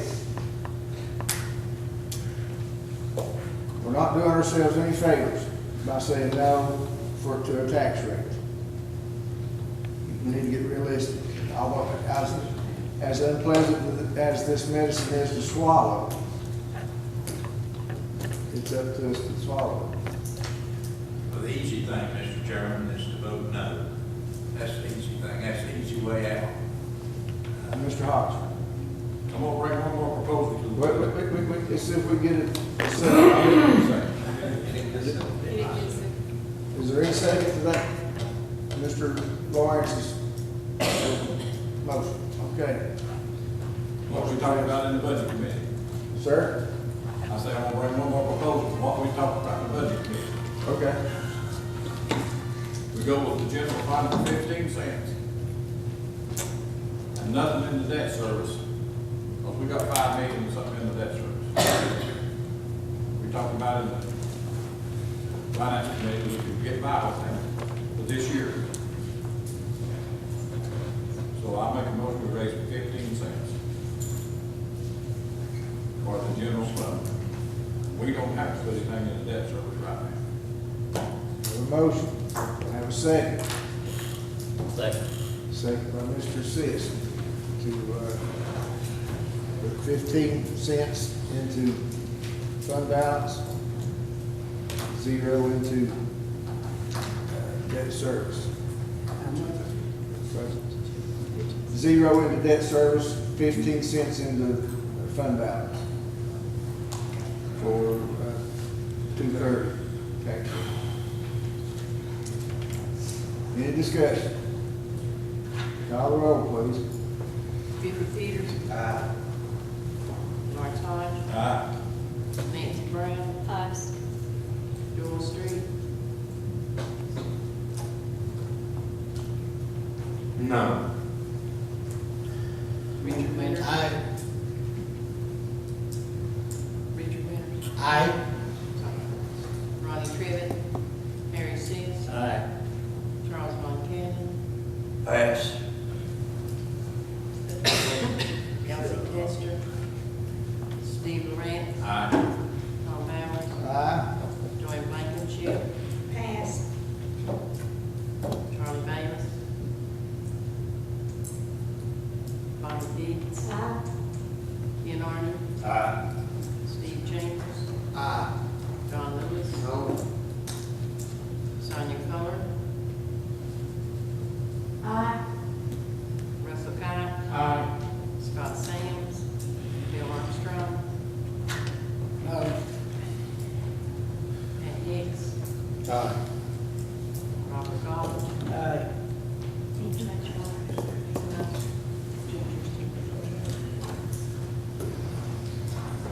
Anybody? Anybody want to change? No. Yes, change mine. No. Who wants to change?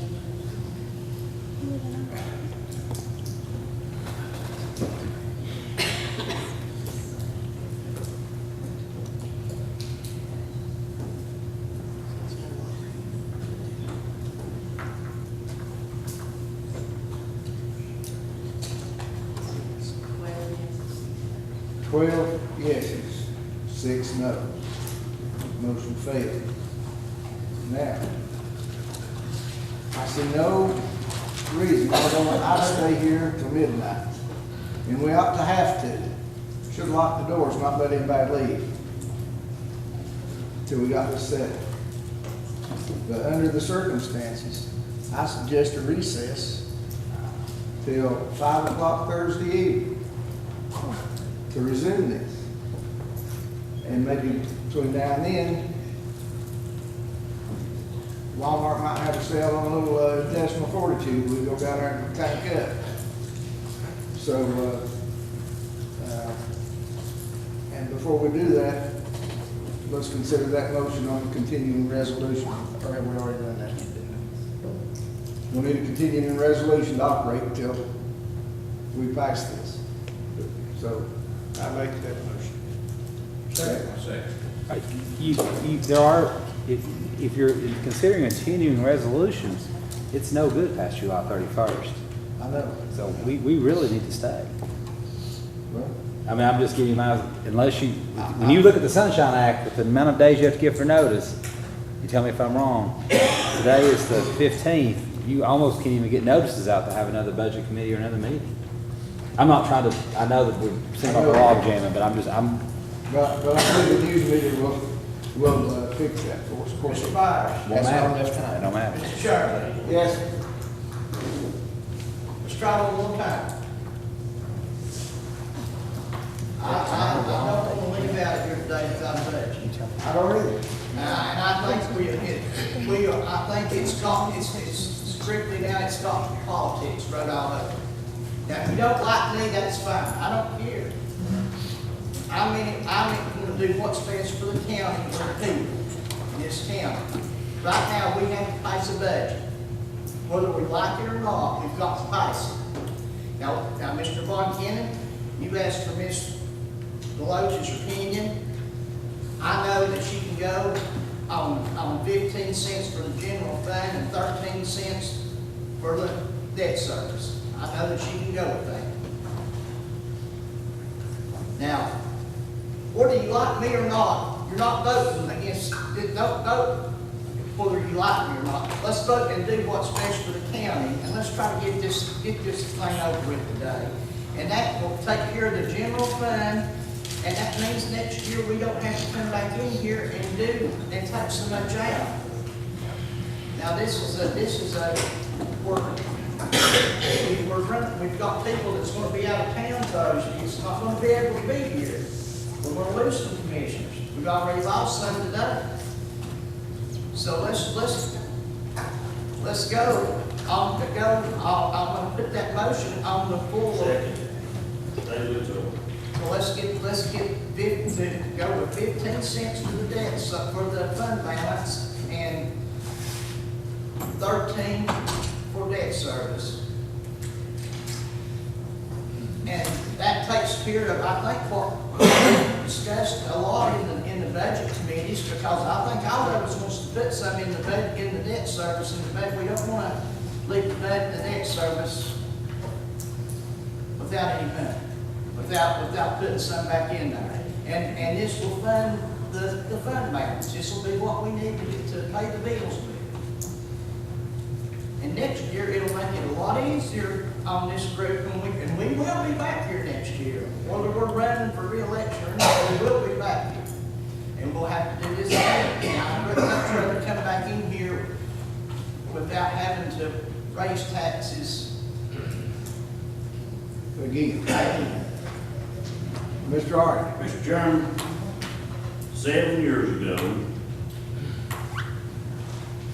the one that was elected whenever I was, in 2006, we had to come in here in September and set a budget.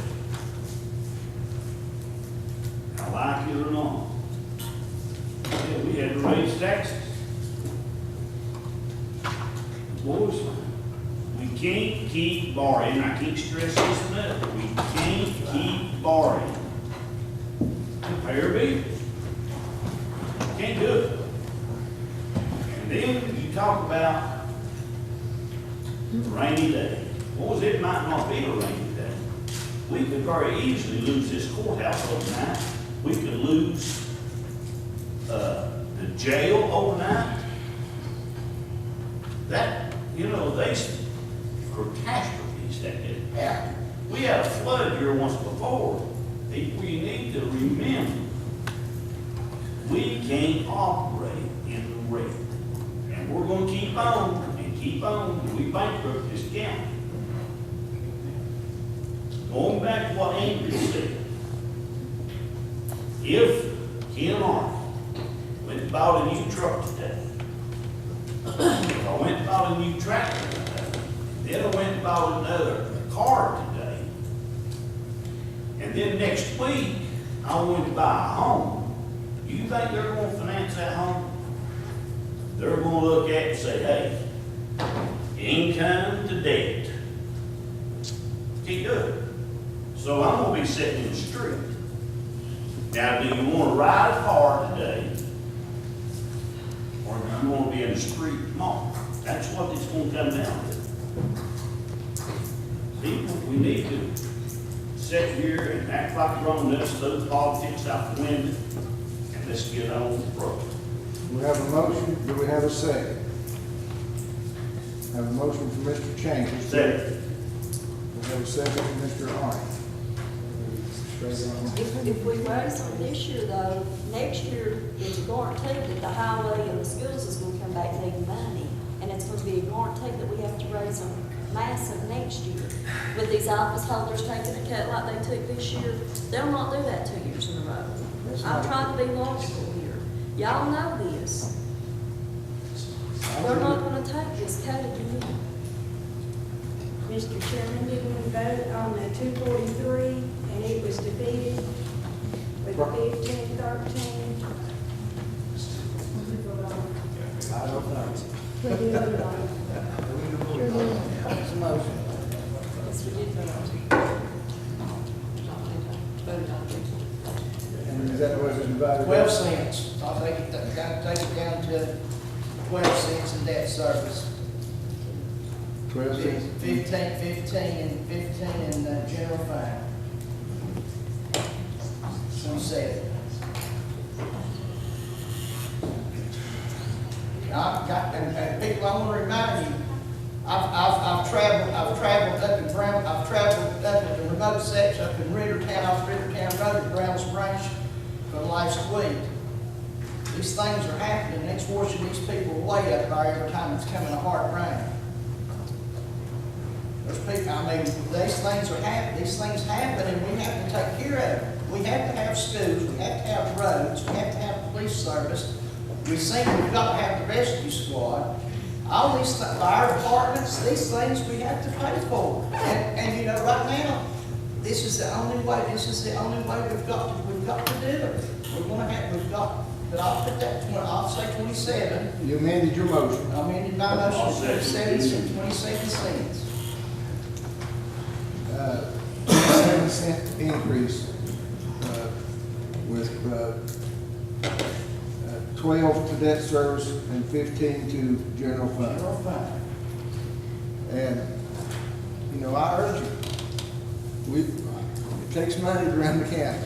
And I know people have said, I'll never vote for a tax increase. I don't want to go on record as voting for a tax increase. I've said it in the past too, but it's not feasible to take that stance just because you don't want to go on record and say it, so you might not get reelected next time. We need to take a stance to take care of the county. I never questioned what the commissioners have set my tax rate. And I went back and looked at some of mine that were years ago were $2.99.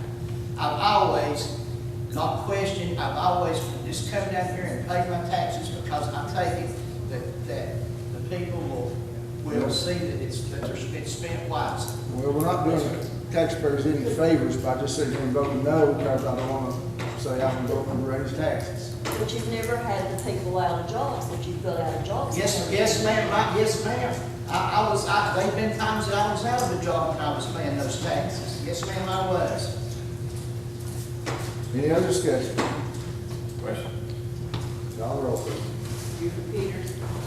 Lawrence Todd. Aye. Nancy Brown. Joel Street. No. Richard Winters. Aye.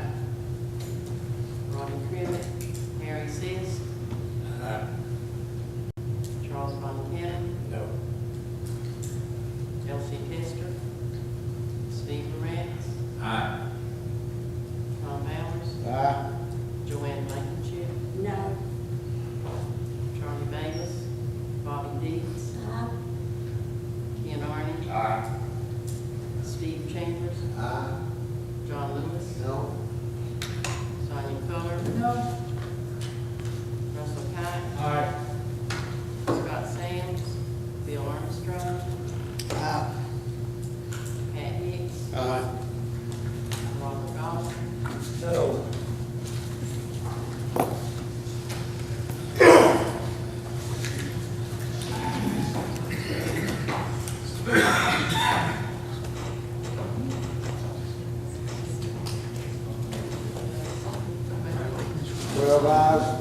failed. Now, what I'd like to know, and what I'd like to hear is some of the people who sit here consistently and voted no on 3.5 to 30, why? And if you've got any other better ideas, where we're gonna get the money to run the county? Just shut down? The other day, I went to 3 office holders, and 2 out of the 3 told me they could cut their budget more. So, with that being said, I think we can do some more cleaning. Can we cut 10 more cents? Hey, I've got all night. This is my day off. I'll stay as long as need be stayed. You got suggestions, Mr. Lewis? Well, yes, no.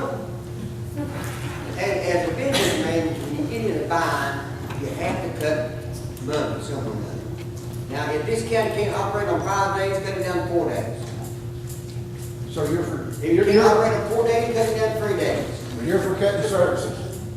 I can't see that we don't have enough employees, if we had cut any employees.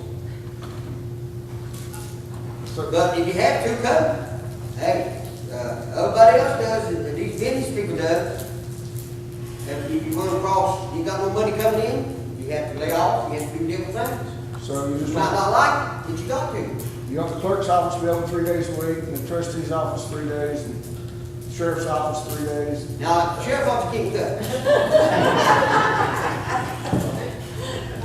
But I'm telling you, if you ask for my opinion on the business side of it, nobody don't like it.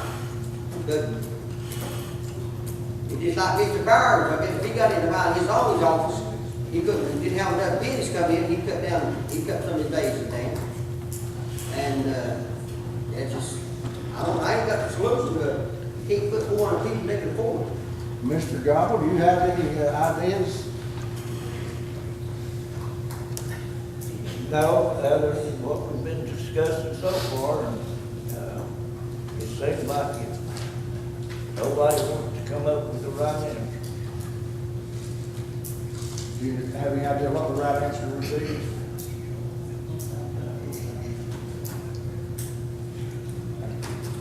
All right, Ms. Keller. New proposal. 233, 15 going to general fund, which would balance the budget. 3 cents going to debt service. We are having some things come off this year. Ingrid, how much would that put the debt service?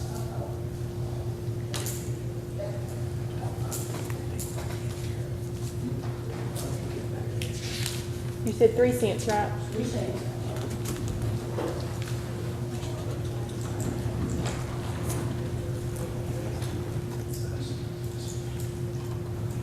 That would give them 239,000. And it would have you taken out.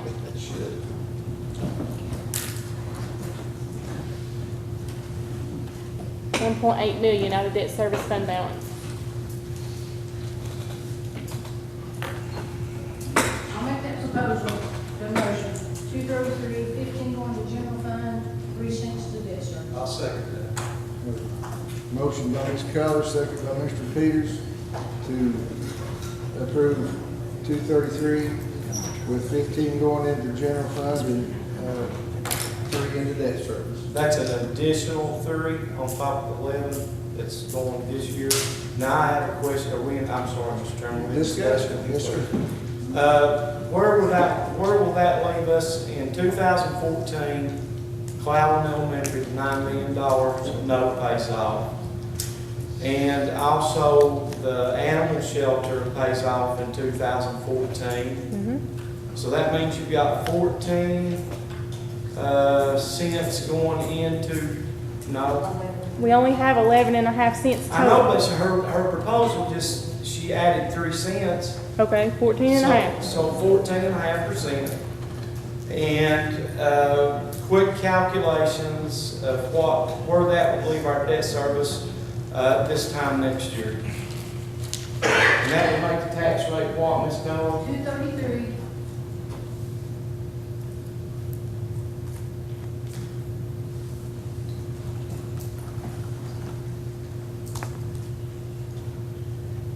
You would have about 3 million left in debt service.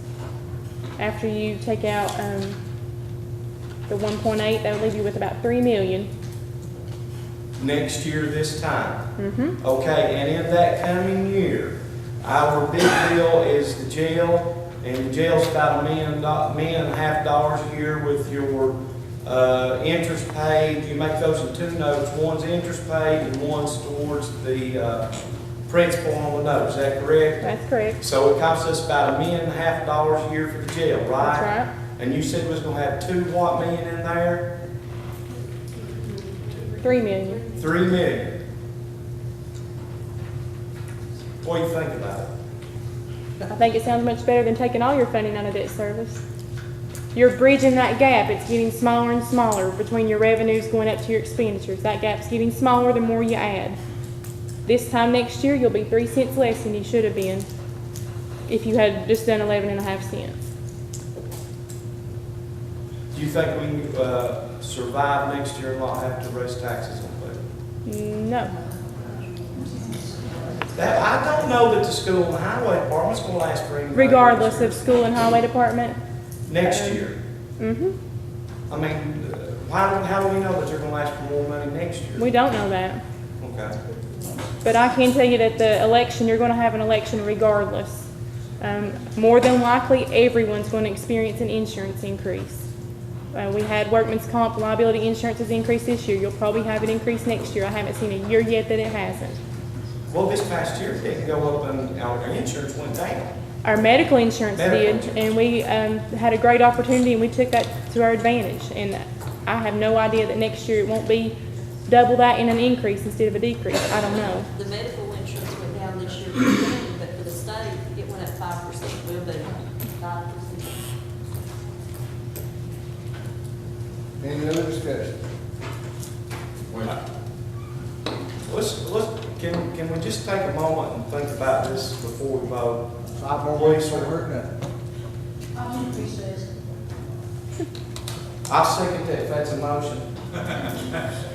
I'd just like to think about it. All in favor of 5-minute recess, say aye. This goes to 5 minutes.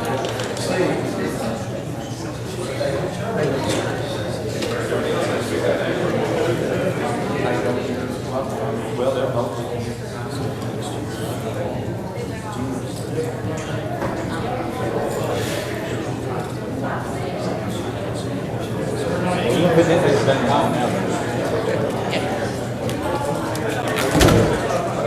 She's hard to stay back.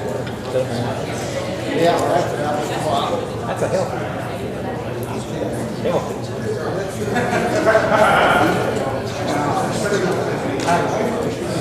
Listen, I'm talking about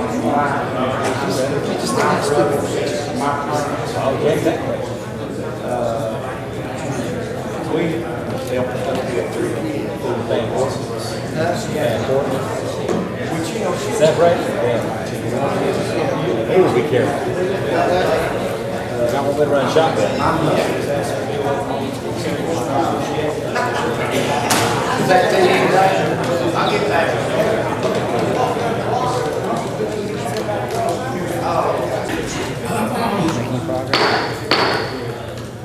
We'll be back in order.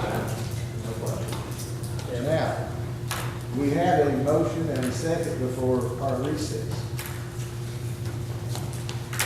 I don't know if I can tell you what it was or not, but we had 233. 233, is that what it was? Yes.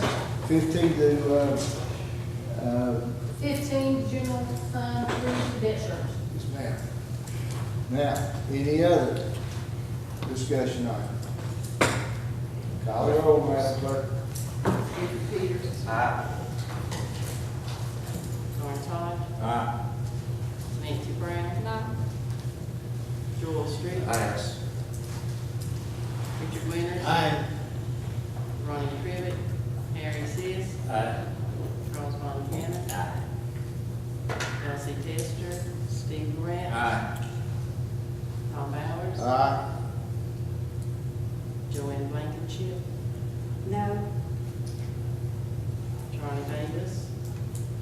Bobby Dees. Ken Arden, Aye. Steve Chambers,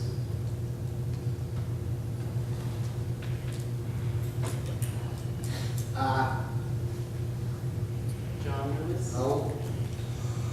Sonia Coler. Russell Cott. Scott Sands. Bill Armstrong. Pat Hicks. Aye. Robert Goff. No.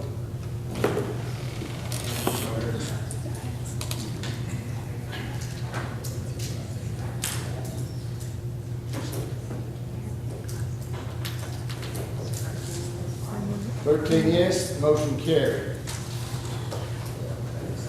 Now, let's go back up to the budget resolution. Are we ready for that, Ms. Amy? Sure. I do have one correction on the budget resolution. It was discussed in Budget Committee to discontinue funding to the City Park and Rec, however, that was never voted on. So that needs to be added. If you look under Park and Recreation on the first page, it's the third line from the bottom. That needs to be changed to $22,562.50. And that will change your total on the second page to $13,768,873.85. Do I have that in motion? So moved. Second. Motion by Mr. Hodge, second by Mr. Keller. I'm going to call the roll on that too. To amend it. You can vote on the budget as amended. Okay, okay. All in favor, say aye. Aye. All opposed? No. Hey, I'm not the only no. Sir? I'm not the only no. No, there's a couple more knuckleheads. Call the roll, please. Stephen Peters. Lawrence Todd. Nancy Brown. No. Joel Street. No. Richard Winters. Ronnie Crivitt, Harry Seas. Charles Von Cannon. Elsie Tester. Steve Ray. Tom Bowers. Aye. Dwayne Blankenship. Pass. Ronnie Bates. Bobby Dees. Jim Martin. Steve Chambers. John Lewis. Sonia Coler. Russell Cott. Scott Sands. Bill Armstrong. Pat Hicks. Aye. Robert Goff. No. You want to change your vote?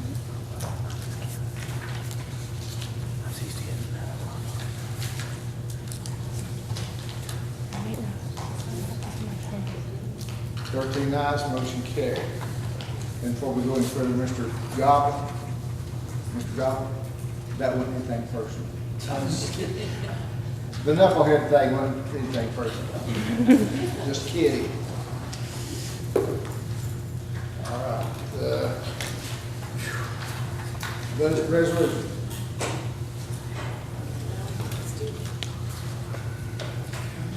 Do I have a motion to waive the reading of the resolution? Second. Motion by Mr. Chambers, second by Mr. Arney to waive the reading. All in favor say aye. Aye. All opposed? Motion carried. Now, do I have a motion to approve the budget resolution? So moved.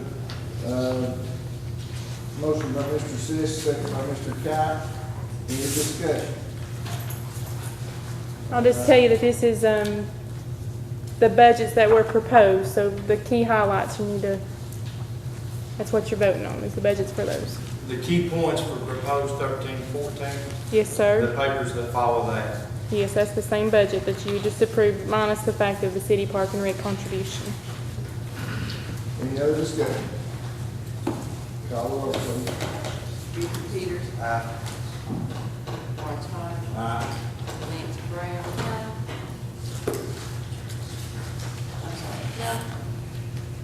Joel Street. No. Richard Winters. Ronnie Crivitt. Harry Seas. Charles Von Cannon. Elsie Tester. Stephen Rance. Ron Bowers. Aye. Joey Blankenship. No. Troy Davis. Bobby Dees. Ian Arden. Aye. Steve Chambers. Aye. John Lewis. No. Sonia Coler. Aye. Russell Cott. Aye. Scott Sands. Bill Armstrong. Pat Hicks. Aye. Robert Goff. No.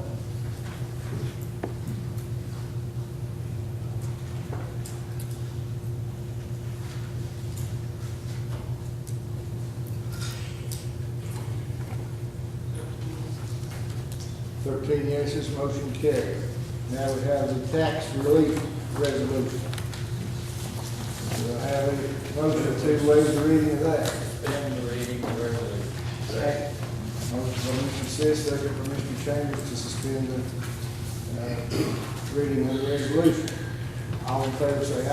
Aye. All opposed? Motion carried. Do I have a motion to approve the tax relief resolution? I'll make a motion. Second.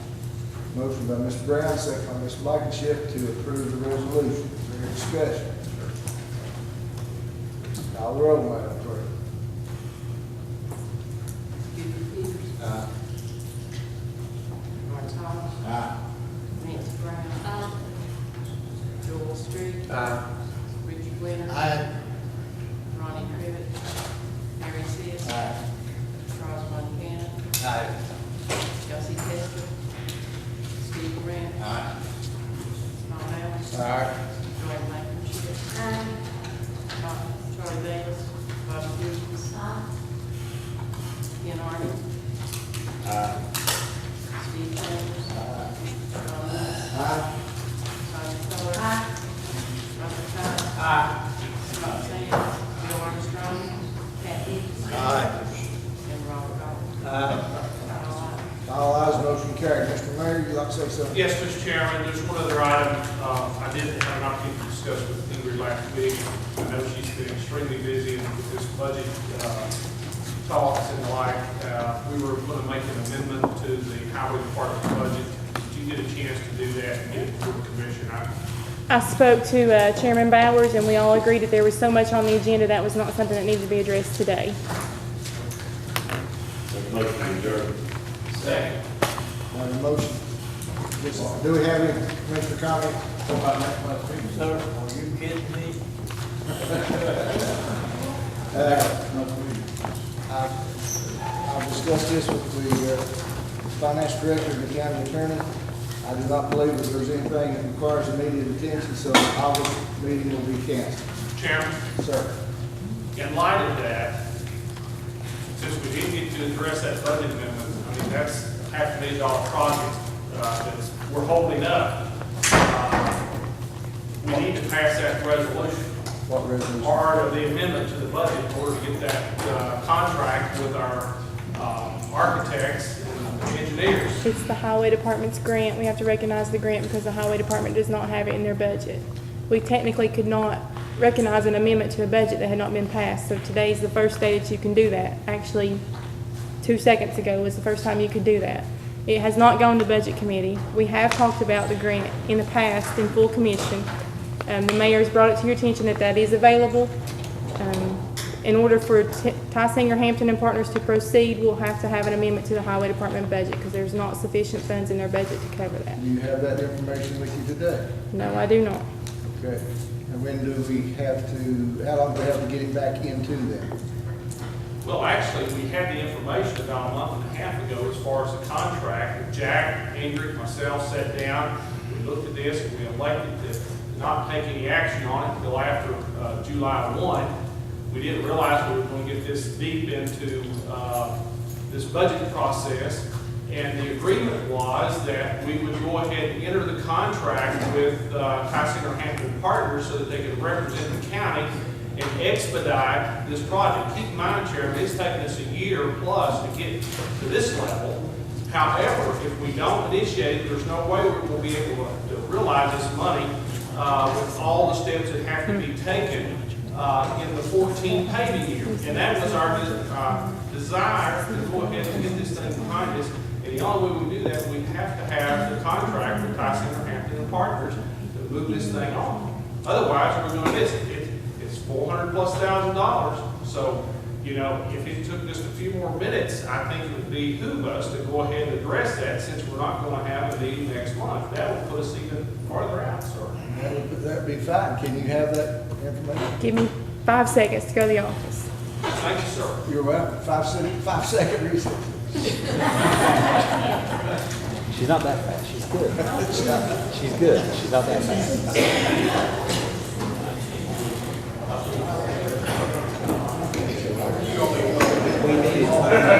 We even need to do as an hour and all this, he's right.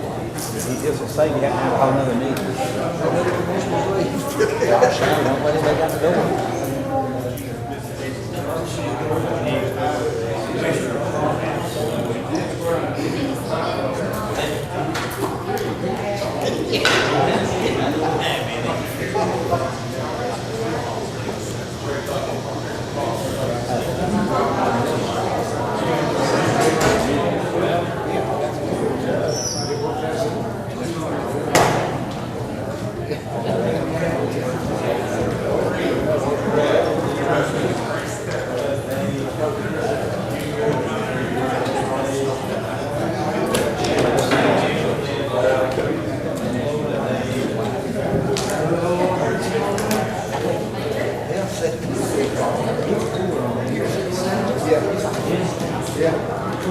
I know, we've got to sit down like on 55.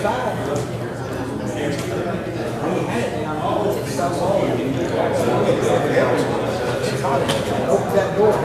Look, it's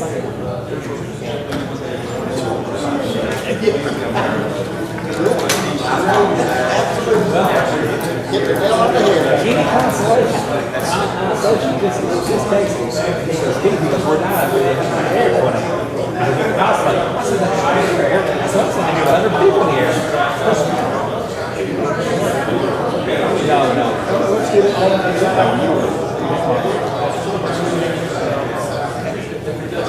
Still got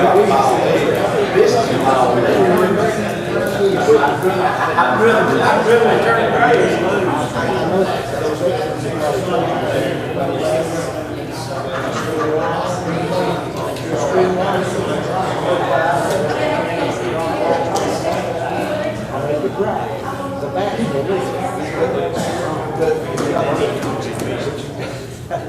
But you've got to polish. We talked about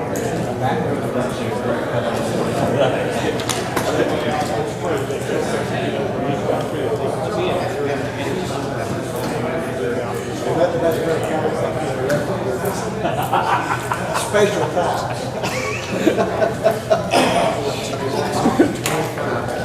You're all you're all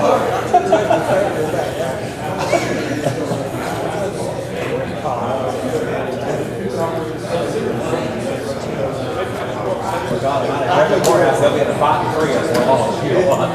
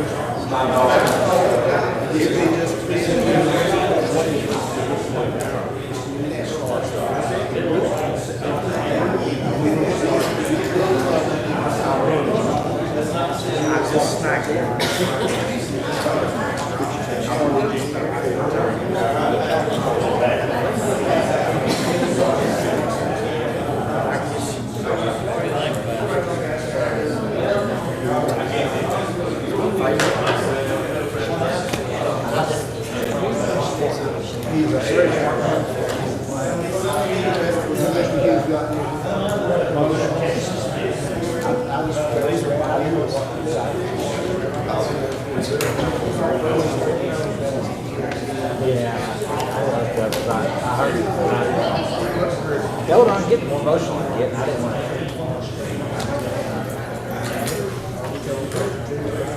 I know. He's just like. Thank you. Thank you very much.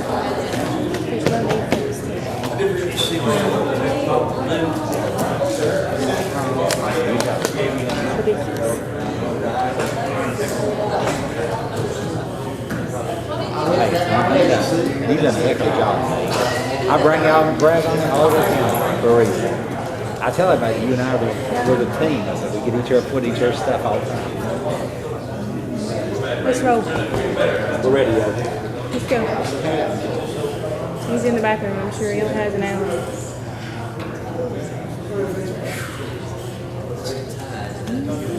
Just waiting for one to return.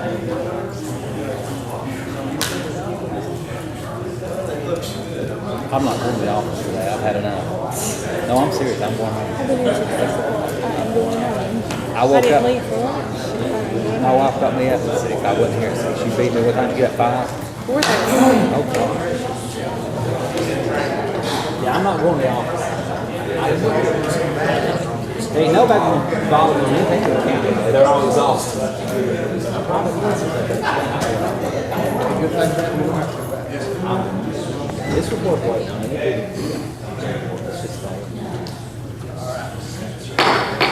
We'll be back in session. Ms. Deloach. Yes, sir.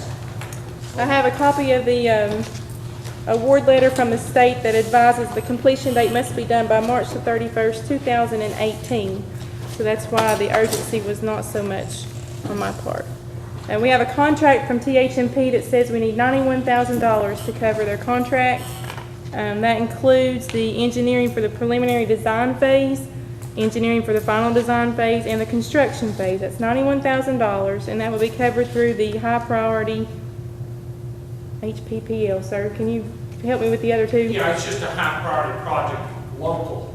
Got it. Okay. That's the other P and the L, priority project local. So we'll need to recognize that grant and put that into the highway department budget because there is not sufficient funds in there to cover that. So you would need to make a motion to recognize $91,000 from the high priority project local into the highway department's budget to cover the THMP contract. I'm just curious, Mayor, what's this for? Where these funds go? Two paving projects, one State Line Road, the other Cedar Brook Road, we've outlined to you. I remember. Keep in mind, it's been a long process getting here, we had to go out and take some classes to qualify, and had to work with TDOT, so it's taken us a long time to get here, but it's a substantial amount of money. I'll make a motion. We do that. Make a motion by Mr. Lewis to approve this. Second. Second by Mr. Brown. Mr. Garnett. I must be matching funds on this grant. It says right here under the funding, hold on, I'll just read it straight off the grant.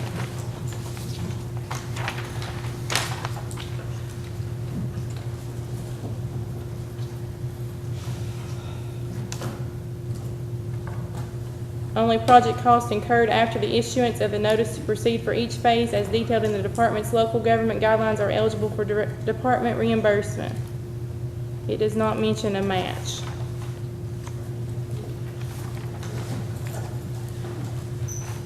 That was if memory serves me correctly, 75, 25% match. It was a little over $100,000 that the county would have to pay for that project to get $460,000. Any other discussion? You're saying 25% plus 91,000. No, sir. No, sir. The total would be about 25%, just a little over 100,000. I don't have the exact figures with me at this point. You're talking about a $400,000 project. It's over 400. If you combine the two, it's over 500 with the county man. And the question would be, where would that money come from? I think we all know how the fund balance. So, any other discussion? Now, what is this project for? Where's this going? Well, I've outlined it countless times before this commission. I have given specific details. This is federal money that was available. We reached out over a year plus ago. Ingrid, myself, 2 members of the highway department went to Cleveland to take a class to qualify for this. Jack Perkins, Slim Miller had sat down and reviewed this, and there are 2 roadways in particular that they designated to pave. That's the State Line Road. The mileage is listed in the grant, as well as Cedar Grove Road. And Jack felt that this was a great opportunity for us because, just look at the numbers. 100,000 for 400 plus. I mean, it makes perfectly good sense. Any other discussion? I don't guess he has 100,000 in his budget to. It would have to come from his fund balance. Call the roll, please. Buford Peters. Lawrence Todd. Nancy Brown. Joel Street. Richard Winters. Ronnie Crivitt. Mary Sis. Charles Von Cannon. Elsie Tester. Steve Grant. Tom Bowers. Joy Blankenship. Charlie Davis. Bobby Dees. Ken Arden. Steve Chambers. John Lewis. Sonia Carter. Russell Cott. Scott Sands. Bill Armstrong. Pat Hicks. Robert Gold. You did vote. Check my right, please. All ayes, motion carried. Do I have a motion to, yes, Mr. We're having a meeting next month. No meeting next month. Okay, thank you. Yes, sir. Before we leave, county commission's budget came within the budget that we had set. So I want to thank all the chairpersons and all the commissioners for their help in making that happen. Thank you very much. With this budget that was passed, did that do away with our membership in the Chamber of Commerce? I believe that's correct. I think that's a great injustice to this county and to this commission. I think the ones that attend the workshops that's been provided this past year by the lawyers, we have gleaned enough information that has saved this county whatever it costs to be a member of the chamber, I feel like. Thank you. May I have a motion to adjourn? All in favor, say aye.